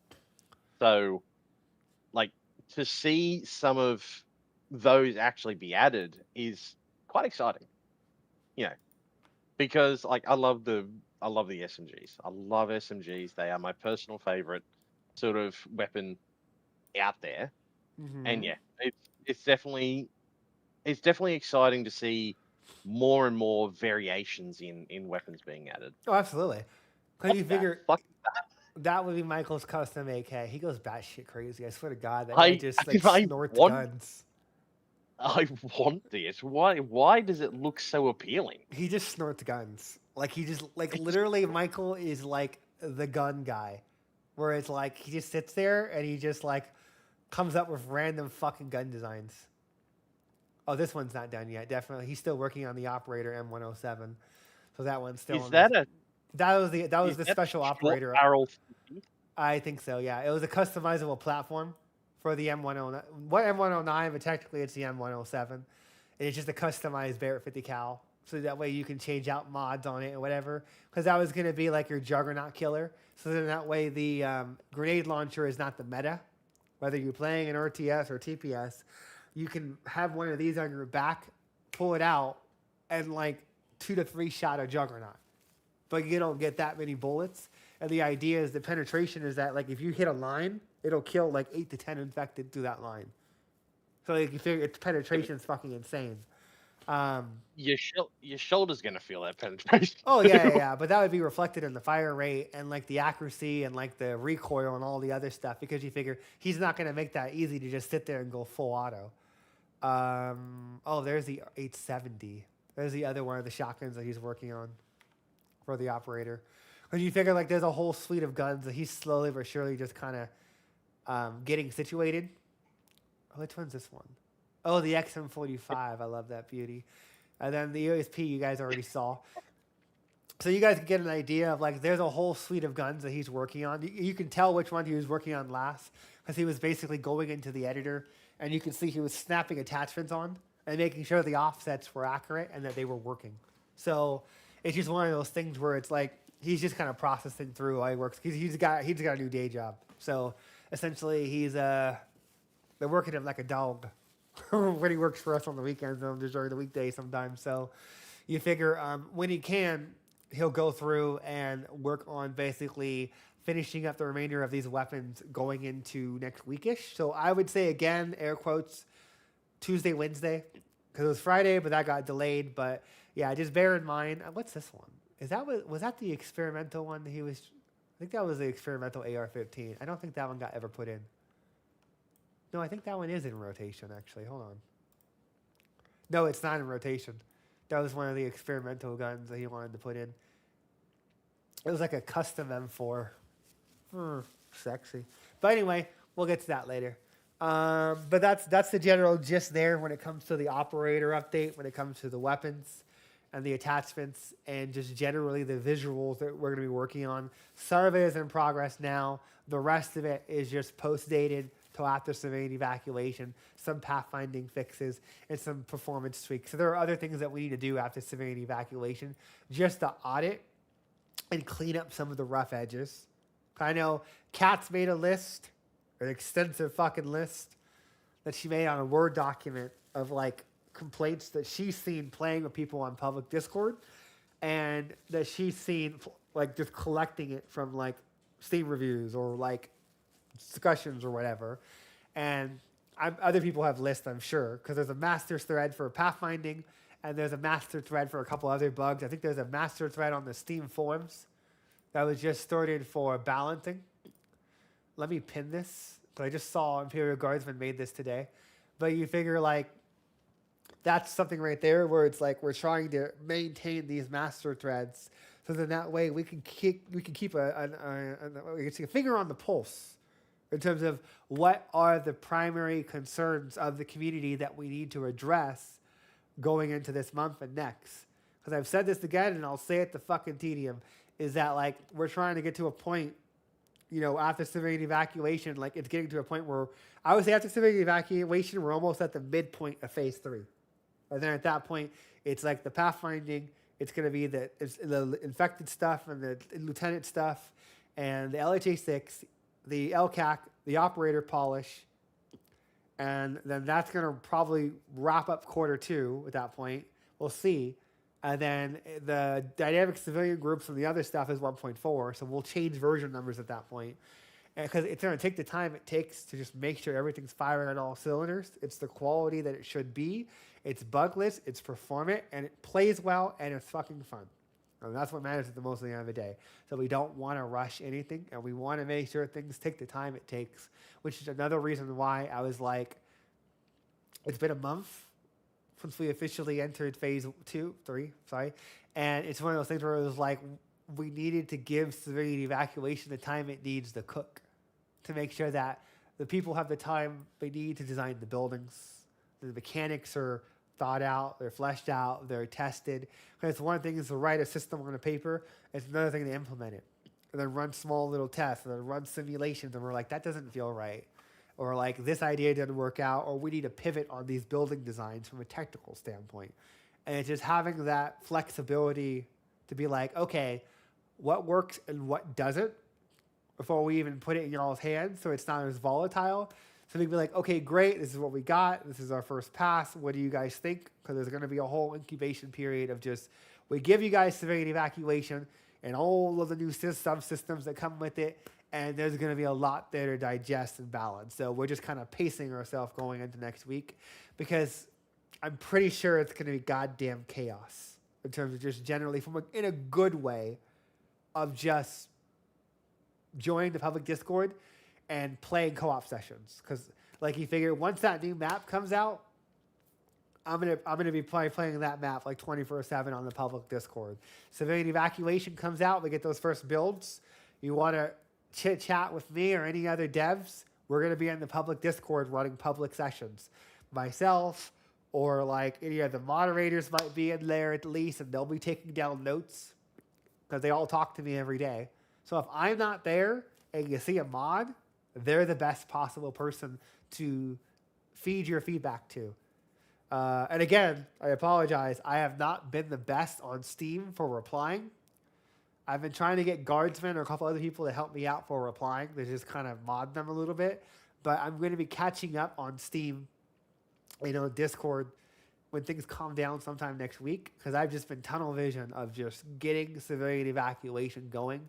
Because, you don't realize it, but, Legacy had so many systems in terms of just the evacuation and just the systems that are built around that as supporting pillars. There's a lot there. And there's a lot of systems that you guys didn't even know existed that operate between cross-zone communication and, the reputation and building the foundation and the framework that we can tweak, modify, and balance quickly and efficiently. So now that we spent the time building up the table or arranging the table, now we can reorganize it pretty quickly and efficiently next week once we get that first build out. So it's gonna be really interesting. So let me see if I have anything else to go over. Anything else, Derivar, before we move on to Q&A? Yeah. I am just pulling back up the list. The list is a bit difficult to read. Sorry, it's a lot of technical stuff. It is a lot of not everything is grammatically correct either. I hate you. I also did on my glasses on. Excuse me. So beg my forgiveness. Covered that. We've actually covered everything. Okay, so at that point, we're gonna move it over to Q&A. I'm gonna start a timer for about 10 minutes. If you've asked the question previously on Steam, on Steam Store, on YouTube, on Twitch, on Discord, please copy and paste your question again. I know my moderators will do their best to assimilate all your stuff into one question. Oh, someone already did it. He's ahead of the curve. Say, the absolute legend Wolf. Just, yeah. Okay, so let me open up the Steam Store so I can monitor that, and then we're going to go with Discord right off the rip, and that'll give everyone else some time to write some questions in their respective channels. So give me a second. Let me open that chat on Steam. Okay, Steam chat is open. So now I'm going to fall back on Discord, and let me change the filter over so I can put your questions full screen. All right, so the first question we have is from Wolf. Binocular drones, after it was mentioned in scopes, would certainly be far more useful with such larger and distant sight lines. Any chance we can get something to make it easier to spot those tiny pixels for sniping relatively soon? Give me to operator polish. You figure operator polish is when we're going to be looking into adding scopes and other optics to where you can actually snipe as the operators. Again, it's on my list. On the top of the list, I'm just biding my time to just get through all of the other like side elements, and then I can focus. I want to focus on operators in their entirety for a week or two because we got to prototype the vehicle driving. We need to get in the RTS integration, and then we need to improve the handling and the shooting and add some client-side prediction. So people that are playing from Europe to America, they get instant feedback instead of having to wait for the server to tell them that they aimed or they switched camera sides, kind of deal. But the clients will see it respected in their own time of like whenever it arrives over the internet.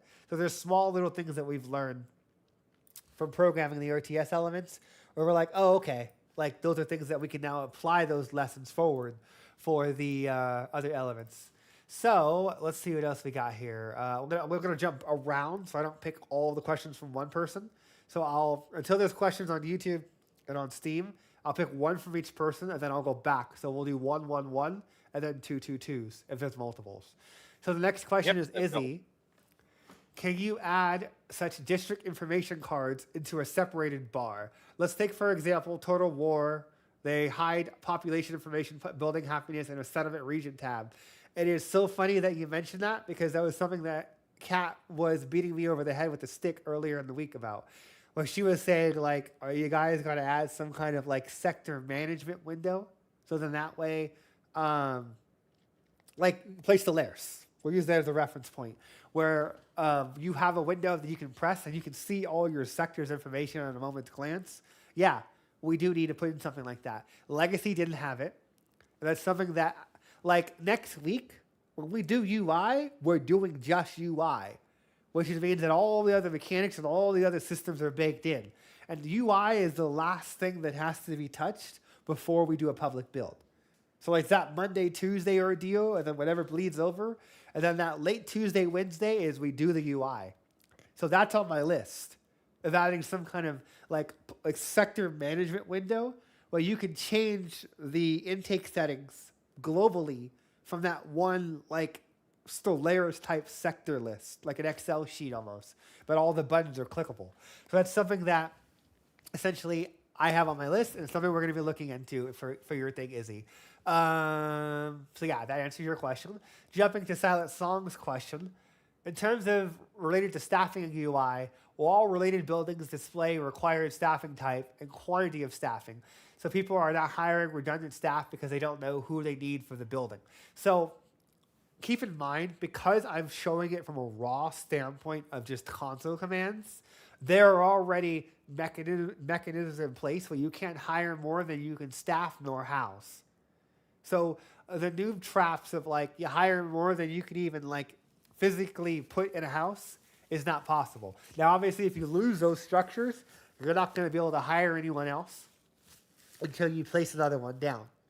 And you're going to incur an efficiency loss in that structure for every period of time that they don't have their housing back up. So it's one of those things where like we've already thought for that and it's already accounted for that. Now the problem is that that's part of the UI that I was talking about for Tuesday, Wednesday. That's the icing on the cake to ship this out so everybody else can play it. So that's like the 11th hour, we go in and we put that on the, when you click on the intake structure, it's going to be there. When you're on the sector window, it's going to be there. So that way the idea is you're going to have an up and a down arrow. So you build a staff housing.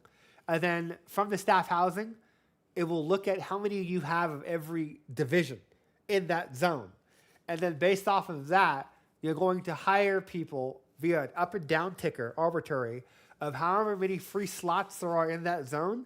You could hire 2 people for security, and 1 guy for intake, and 1 guy for evacuation, and 1 guy for euthanization. Oh, it's actually 1 for research or the cages. And then that way, you'd have to build enough housing to accommodate those people, but all you could do is allocate up or down. So it should be, we wanted to make it very straightforward and very simple for users to engage with. So we believe the FTL approach to it was the one that made the most sense. And we'll get the UI out next week. We'll show it on Discord first.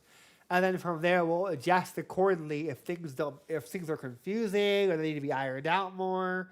So that's going to kind of be the game plan there. So Phoenix asks the question: will you be increasing the time it takes for helicopter to drop off civilians at the helicarrier? Yes. The numbers that what you saw was just generally just a debug landing, just so we can make sure it's working.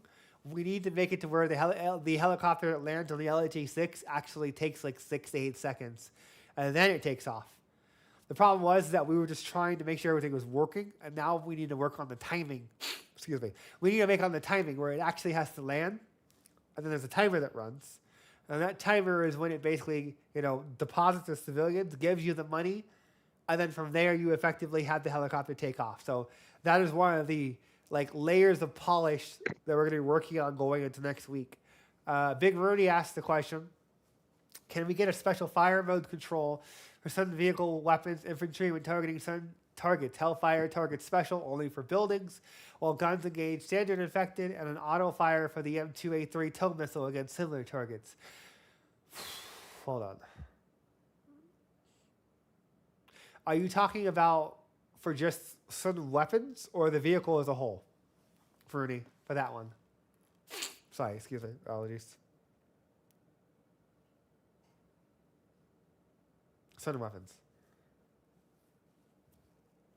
Let me write that down, and we can come back to that later on, because it's one of those things where I want to do an override or what's the word I'm thinking of? I want to do a revamp to how we do the fire modes, because personally we have too many of them and they're too hard to interact with. I think what it needs to be is you highlight it and then a little ribbon comes out like in Total War, and then you click the fire mode you want, because cycling through them is not very ideal. So having per weapon targeting rules, I do like that, but that's not from the scope of right now. But I can look into that later down the line, because I can understand where that's coming from in terms of the concern of efficiency of a Hellfire blowing all of his ammo on standard infected from a Sparrow instead of just shooting the damn Juggernaut. Technically, you can set them to target special infected, but there's no way of saying I want you to only target the Juggernaut. Special infected is a broad term, a blow-up guy, spitter, X, Y, and Z brute. So I understand the concern. It's something that we need to, before I just start adding more buttons, I want to refine the way of doing it, and I want to do that ribbon idea. So that way it would support having more unique variations of specifics. So that way you can say, oh, only target this exact unit. But we'll come back to that. I need to kind of get with I need to get with Michael, and I need to get with Janari, possibly Winter, because we need to prototype and figure out what that would look like. So it's not a visual, it's not just messy, I just don't want to add 6 more buttons and then you're clicking. It's like Click Simulator for figuring out what fire mode you're on this time. Okay, next question would be from... I believe it is from... the Wild Wolf. Oh, Wild Wolf. No, that's gun suggestions. Oh, yeah, Wild Wolf asked the question about getting a Leon Kennedy handgun. That's effectively the Desert Eagle. For right now, the Desert Eagle is going to be the gun that has the big punch. That is it can effectively kill pretty much anything when you shoot it. It's just going to be limited on ammo, and you're not going to have a crazy amount of ammo for the ammo, basically. Okay, let me do YouTube. Yeah, what? Wait, is he talking about the Requiem? He's talking about the Requiem from Resident Evil. Yeah, that gun is ridiculous. I love that gun. But the closest... I love that gun too. That gun is amazing. But the closest parallel to that is going to be the Desert Eagle for now. Because that's the gun that I kind of see as you bring that when you're fighting a Juggernaut or you really want to penetrate. This is a huge... You really want to penetrate? I like it. Okay. It's a cool thing if they can make killing a super tanky Juggernaut. God, this guy's the devil. He's saying we need a harder Juggernaut on YouTube chat. I agree. I think we need a harder Juggernaut. You're a horrible person. Have you seen I those people crashing out on Steam when the Juggernaut comes in and just Kool-Aid Man's their entire base? And then me, Leon, and Michael are just staring at each other with confused Pikachu face because we're like, well, fuck. I think we need variations in the Juggernaut. We need a Juggernaut that spits, and we need a Juggernaut that explodes. The devil. You are the devil. I think it's just confirmed at this point. And we need a juggernaut that has tougher outer skeleton, Well, I know like that a kind of like the normal juggernaut, but like thicker carapace. at the most, I'm gonna leave the Juggernaut alone. I just want to get my Gregan Leviathan. I want to fix up some of the birds AI a little bit after when we get that polish period in the next 30 days, and then I want to add in the other mutations that me and Michael have been prototyping under the DMs, like secret, and then at that point, see how things feel because there's them and then there's lieutenants, and like you figure, I think honestly, adding in lieutenants and giving because the map is ginormous now with that map that we showed earlier in the showcase. So like, if you have it where you go for some kind of like Warlords of New York mechanic type system, where those lieutenants take up like dominion over a zone, and then they have offshoot mutations in those zones catered to their play styles of like them as a boss or like precursors to fighting them themselves. I think that would sink it in terms of the replay value because then at that point those heroes can be rebuilt for Chelsea. Same way those are her lieutenants. Is like those are her operators, her lieutenants basically for her. So it's like one of those things where like I think in the next 30 to 60 days, like it's gonna kind of be one of those like I guess you could say like really big moments for the game in terms of like civilian evacuation will come in, and then we'll be able to like. I think the temperature will come down a little bit for like civilian evacuation not being in the game. And then that'll buy us the time to solidify the other remaining big key things that are like important to me, where it's like the pathfinding and the performance and like the operator stuff and like the lieutenants and the AI and the LCAC and the LHA6. I can't wait. Because once all that's in there and then you have that big map, it's going to be a fucking party. In terms of basically the amount of stuff you can do.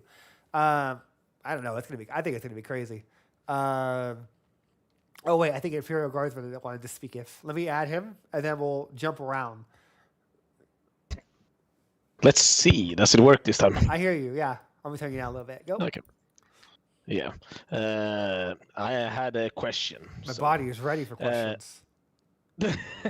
Of course. I've taken a look on the weapons that you have. There is not really a true battle rifle in your selection of weapons. What were you thinking? Like something in the class of the AK-4 or a Falcon rifle.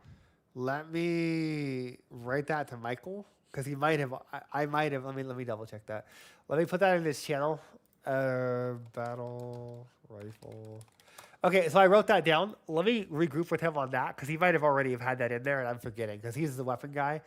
So like he picks the weapons based off of their calibers and classification. So like I think there might be one, and I'm just forgetting it. Yeah. What was your other question? Because I'll pass that along.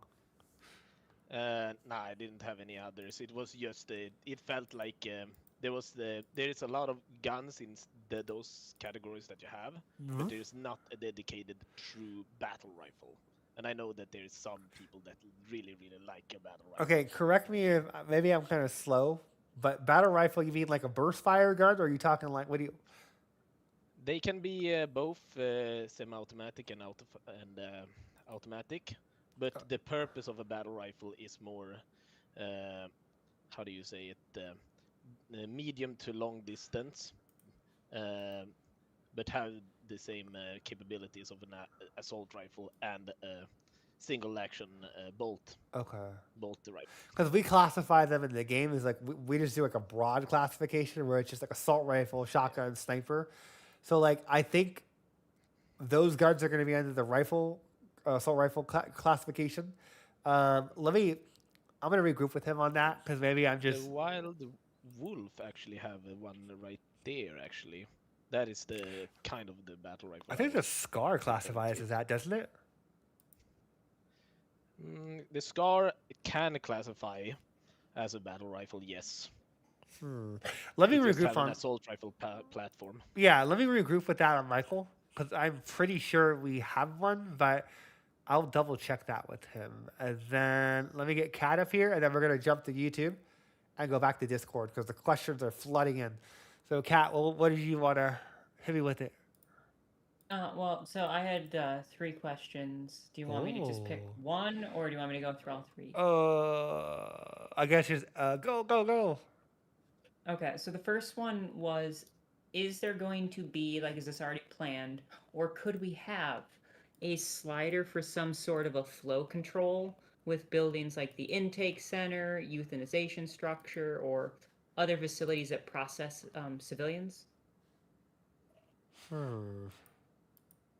Basically, like, what I'm afraid of happening, right, is unless there's a flow control, I'm just getting too many people coming in through the intake, and then I have a huge line or a huge queue getting set up, say, like, at the euthanization center, or at my holding cells or whatever, right? Like, I want to be able to control the flow so that way I don't have too many people just standing in lines all throughout my base. So in my mind, the solution for that is basically you hire, like, so each division is going to have a certain disposition of people you hire. That's going to dictate their output, and then based off of what's coming in, it's going to be based off of, you have to just kind of change it based off of the population coming in, and you get to just be fluid. Where it's like, if you're getting too many people and you're noticing that intake is too slow, but you only hired one person, hire another person, and then you figure, like, if more people are flooding in, but then now your evacuation's slow and your efficiency, because it'll show you, it's all these numbers are going to be displayed. So the idea is going to be like, you click on the holding center, it's going to tell you what your efficiency is. You click on your intake, it's going to show you your efficiency, and then you're going to know your input and output, and then visually you'll be able to see that. So if it becomes a problem where we need to tweak those numbers, I won't truly know that until we get it actually running. And then based off of that, I can just increase the amount of staff or increase their efficiency to just kind of find the right numbers, their baseline, to make it flow correctly. So everything will be perfectly divisible, then, is what you're saying. Yeah, yeah, because all of the numbers are already visible as it stands. That was when I showed earlier. Divisible, not visible. Divisible. What do you mean by that? Well, so if I have, we'll say, 2 helicopter pads, right, and they have a throughput of 50 people per minute, and my intake at a 50% efficiency rate has 100 people per minute, then I'm going to have 100% throughput, right? If I then, let's say, build a euthanization tent and I want to put infected people there, well, I'm going to not then be able to fill my helicopters to full capacity because, right, like a certain percentage of that 100 that I'm getting a minute through the intake facility is going to be sent off to either the holding cells for research or euthanization to be killed. So that then therefore reduces my output of the helicopters to a reduced efficiency from the 50 that they can actually handle in terms of capacity. So I'm thinking like systems design, like what do you call it? Satisfactory is a good example. You can like limit and throttle how much throughput a certain thing is doing at a certain moment in order to get exactly like the flow controls that you want or need for your production process. Yeah. We're going to have to wait to the first build and adjust accordingly because I don't know yet. That's going to come down. I won't know that until we actually just put the first build out, see what the flow is, see what the efficiency, because I don't know if the numbers are going to be too fast or too slow until we just have the systems hooked up. Everything's actually running. And then we see just how the mobs are operating because the mobs are still restricted in terms of how many can spawn on the map at any given time. So we got to bounce around that. That could be an automatic limiter then too. There's that, yeah, because there's that element as well. But like you figure, there's so many layers where I can't answer this in that moment. But I do understand what you're saying, and it's just I won't know until we do the first build next week, and then we're like, okay, this is too fast, this is too slow. Got it. So it's not planned yet, but it could be something implemented if needed, or just numbers will get tweaked. So this doesn't have to be a concern. Yeah. What was your other question though? So then my second one would be, is there going to be an ability to pause the evacuation specifically for the helicopters? And with that, like you can order them to remain at the helipad or remain at the carrier. Now, this was a question I'd written up before. You said we could have 2 helicopters per pad, so that would complicate this. But like, let's say my evacuation center is getting sieged, right? And there's lots of spitters. I want to be able to pause the evacuation helicopter and order it to stay at the carrier so it doesn't try to fly back to the helipad. Does that make sense? Yeah, that makes sense. Let me write that down. and we'll Okay. see about getting that implemented for next week. Okay, and then the last one should be pretty quick. Is I know we'd spoke about maybe doing like an off-on cycle for having North San Francisco available for people, so that way you guys don't get overloaded with too many things at once. Of like, oh hey, 100 things have been found. Is that something you're still thinking of going that direction of, or are you just gonna have North San Francisco open like all the time on experimental? Um, And if you hadn't made a decision on that, I haven't made a decision that's on that fine. yet because I need to. There's still some critical fixes that I need to get with Efren on going into Monday before I can even consider doing that. Because you figure I got to see how long that takes. Because right now we're aiming for roughly around summertime to get that like July-ish. I would kind of guesstimate to get that map to a point where it's like done and we're happy with it. But like it's gonna be a constant. That map is gonna eat up everything for that area, and like Dimitri's not going to join him for at least another 2 or 3 weeks because he still has to do depth models for every helicopter and every vehicle for the rebuild. Then he has to finish out the civilian evacuation assets going into this week and next. Because even after the programming is done, there's still going to be visuals that are going to be tweaked. So I would probably say I'll probably do weekends or set days where we get like an intake of people, like because like that way it doesn't freak out Efren with like because that was the Yeah, that's reason what I why was we put thinking that. of. That was the reason why we put that disclaimer on there. Where I don't know if you saw it, but when you launch it now, it has you checkmark a box and it literally says, "Do not play this map if you're expecting to play a full session." Like you're not playing this map to have fun. You're playing it just to basically help us play test, see how it plays, and get insight into what we're planning to do with like that's going to replace the legacy. Well, not the legacy, but the old map that's currently in rotation for the Bay Area. So like we have that in there. You have to click it. You have to hit start game. Pop-up appears. You have to read the message. You have to hit I accept, and then you have to hit confirm. So at that point, it's super obvious. Like I don't want to see like a negative review or some other wild shit over this because like look, we're working on this. It's actively in progress. There's a reason why we put so much red tape on it. Because like you figure this is the direction we're going in. We want to share this collaboratively with the community and be like, hey, this is our vision for the game. The population is going to increase for CERC naturally as well. But there's a whole line of things that need to happen successfully before we can focus our full attention on that map from a programming standpoint. So yeah, what you're saying makes sense. And I need to get with Efren. I'd like to do at least one test over the weekend. I don't know if people want to do it tonight, but at least tomorrow, I'd like to get people together to do like a small little like 10-player, 15-player co-op session on San Francisco North and just play it out, see how it feels like we did earlier in the stream. But other than that, though, it'll probably be like that one private build and I shut it down.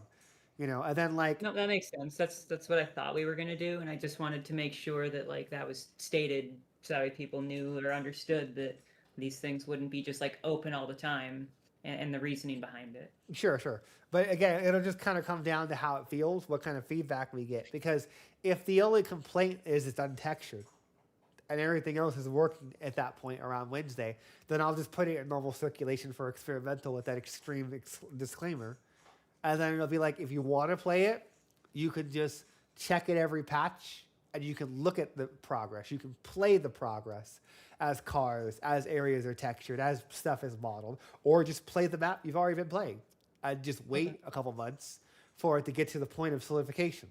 What was your Then I third would question? suggest oh no, that was the third thing. I was just gonna say that I would suggest for that then let's just create a master thread for any issues that are found on that. So that way if you decide to leave it up, right, people can see what other people have found and you're not getting like multiple resubmissions of the same issues. Yeah, I hear what you're saying. That makes sense. That was it. Okay. Okay, let me pull to the next question. What else do we have here? What's the next question? We are running out of time. Okay. Just to sort of keep Oh you yeah, in the we're at loop 2 there. hours. All right, one last question. Pick a hard one from somewhere. Let me have a look. I know Phoenix asked about Greg flying. No, next. That's a meme question. Let's have a look. Everyone loves good Greg flying. Big Rooney asked, any plans to add optic packages to all the standard weapons, similar to how the M16 has the ACOG and the M240 has the EATech? Wait, so what's the question? Sorry. Any plans to add optics packages back to all standard weapons, similar to how the M16 has the ACOG and the M240 has the EOTech? Is that for RTS or operator weapons? I think that's for operator weapons. If it's for the operator weapons, it's all purely down to customization. If it's for the RTS, it's to the discretion of the package that Michael wants to give each class for their deco, their look, their aesthetic. So like that's the RTS units themselves are just one-off weapons of just what looks good on that character in that instance. Let's see. And I can't see anything on Discord. Really Do you have anything on YouTube? No, YouTube is just. I already answered this question, and then on chat. Let me see if I can find a question before we wrap this up. Yeah, see if you can find something.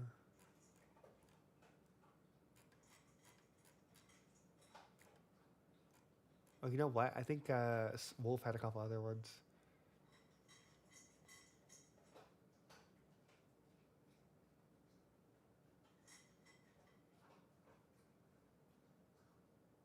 Okay, so I'm gonna go with the we'll go with the infected individual. So if you evacuate someone that's infected, the same thing that happened in Legacy will happen in the Rebuild, where the idea is that they're going to turn into an infected the moment they reach the carrier deck and run for the mast to try and attack it. For your question, Wolf. So the idea is that if you're actively evacuating people that are infected, they will sink your carrier. Because you figure you'll end up like evacuating 10, 20, 30 people, and then all of them are going to turn on your deck, and then they're going to basically beeline it and try and scuttle the ship, and then you lose that ship as a whole. And that effectively kills your ability to evacuate for the rest of the game. So someone could ruin the entire thing for you for being able to evacuate at that point. So that's the idea there in terms of basically like how that operates. What?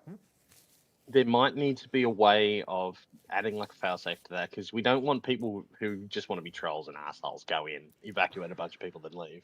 Well, that's why we put the carrier deck guns on there, because the carrier deck guns did a good job, and then you could also put people on the actual carrier, like you could station people on there to shoot them. I guess we'll have to wait and see how that feels, because you figure that is the possibility people are going to intentionally evacuate infected people just to scuttle their team's carrier. But at that point, we just ban that person and never play with them again. That's true. Yeah, unload a previous autosave. That's the whole reason why we added the autosave into the game. So you can set the interval. So if you're playing public, you can set the autosave to every minute. And then that way, you'll only lose a minute as long as someone notices it for the threshold of how much, because you can set an autosave amount and an autosave time. So based off of that, you can make sure that you have a redundancy to fall back on if they decide to ruin the game for you. Here's a good one from Phoenix. Last one. Will civilian groups have? Oh, he did fix it. Vehicles. He said vigiles. No, as it stands right now, no. The biggest thing for me is that the militia groups are going to stay generic on the ground mobs that attack you. I'm saving the vehicles for the anarchists and the police faction going into towards the end of quarter 2, quarter 3 for the for Pierce and Natalie.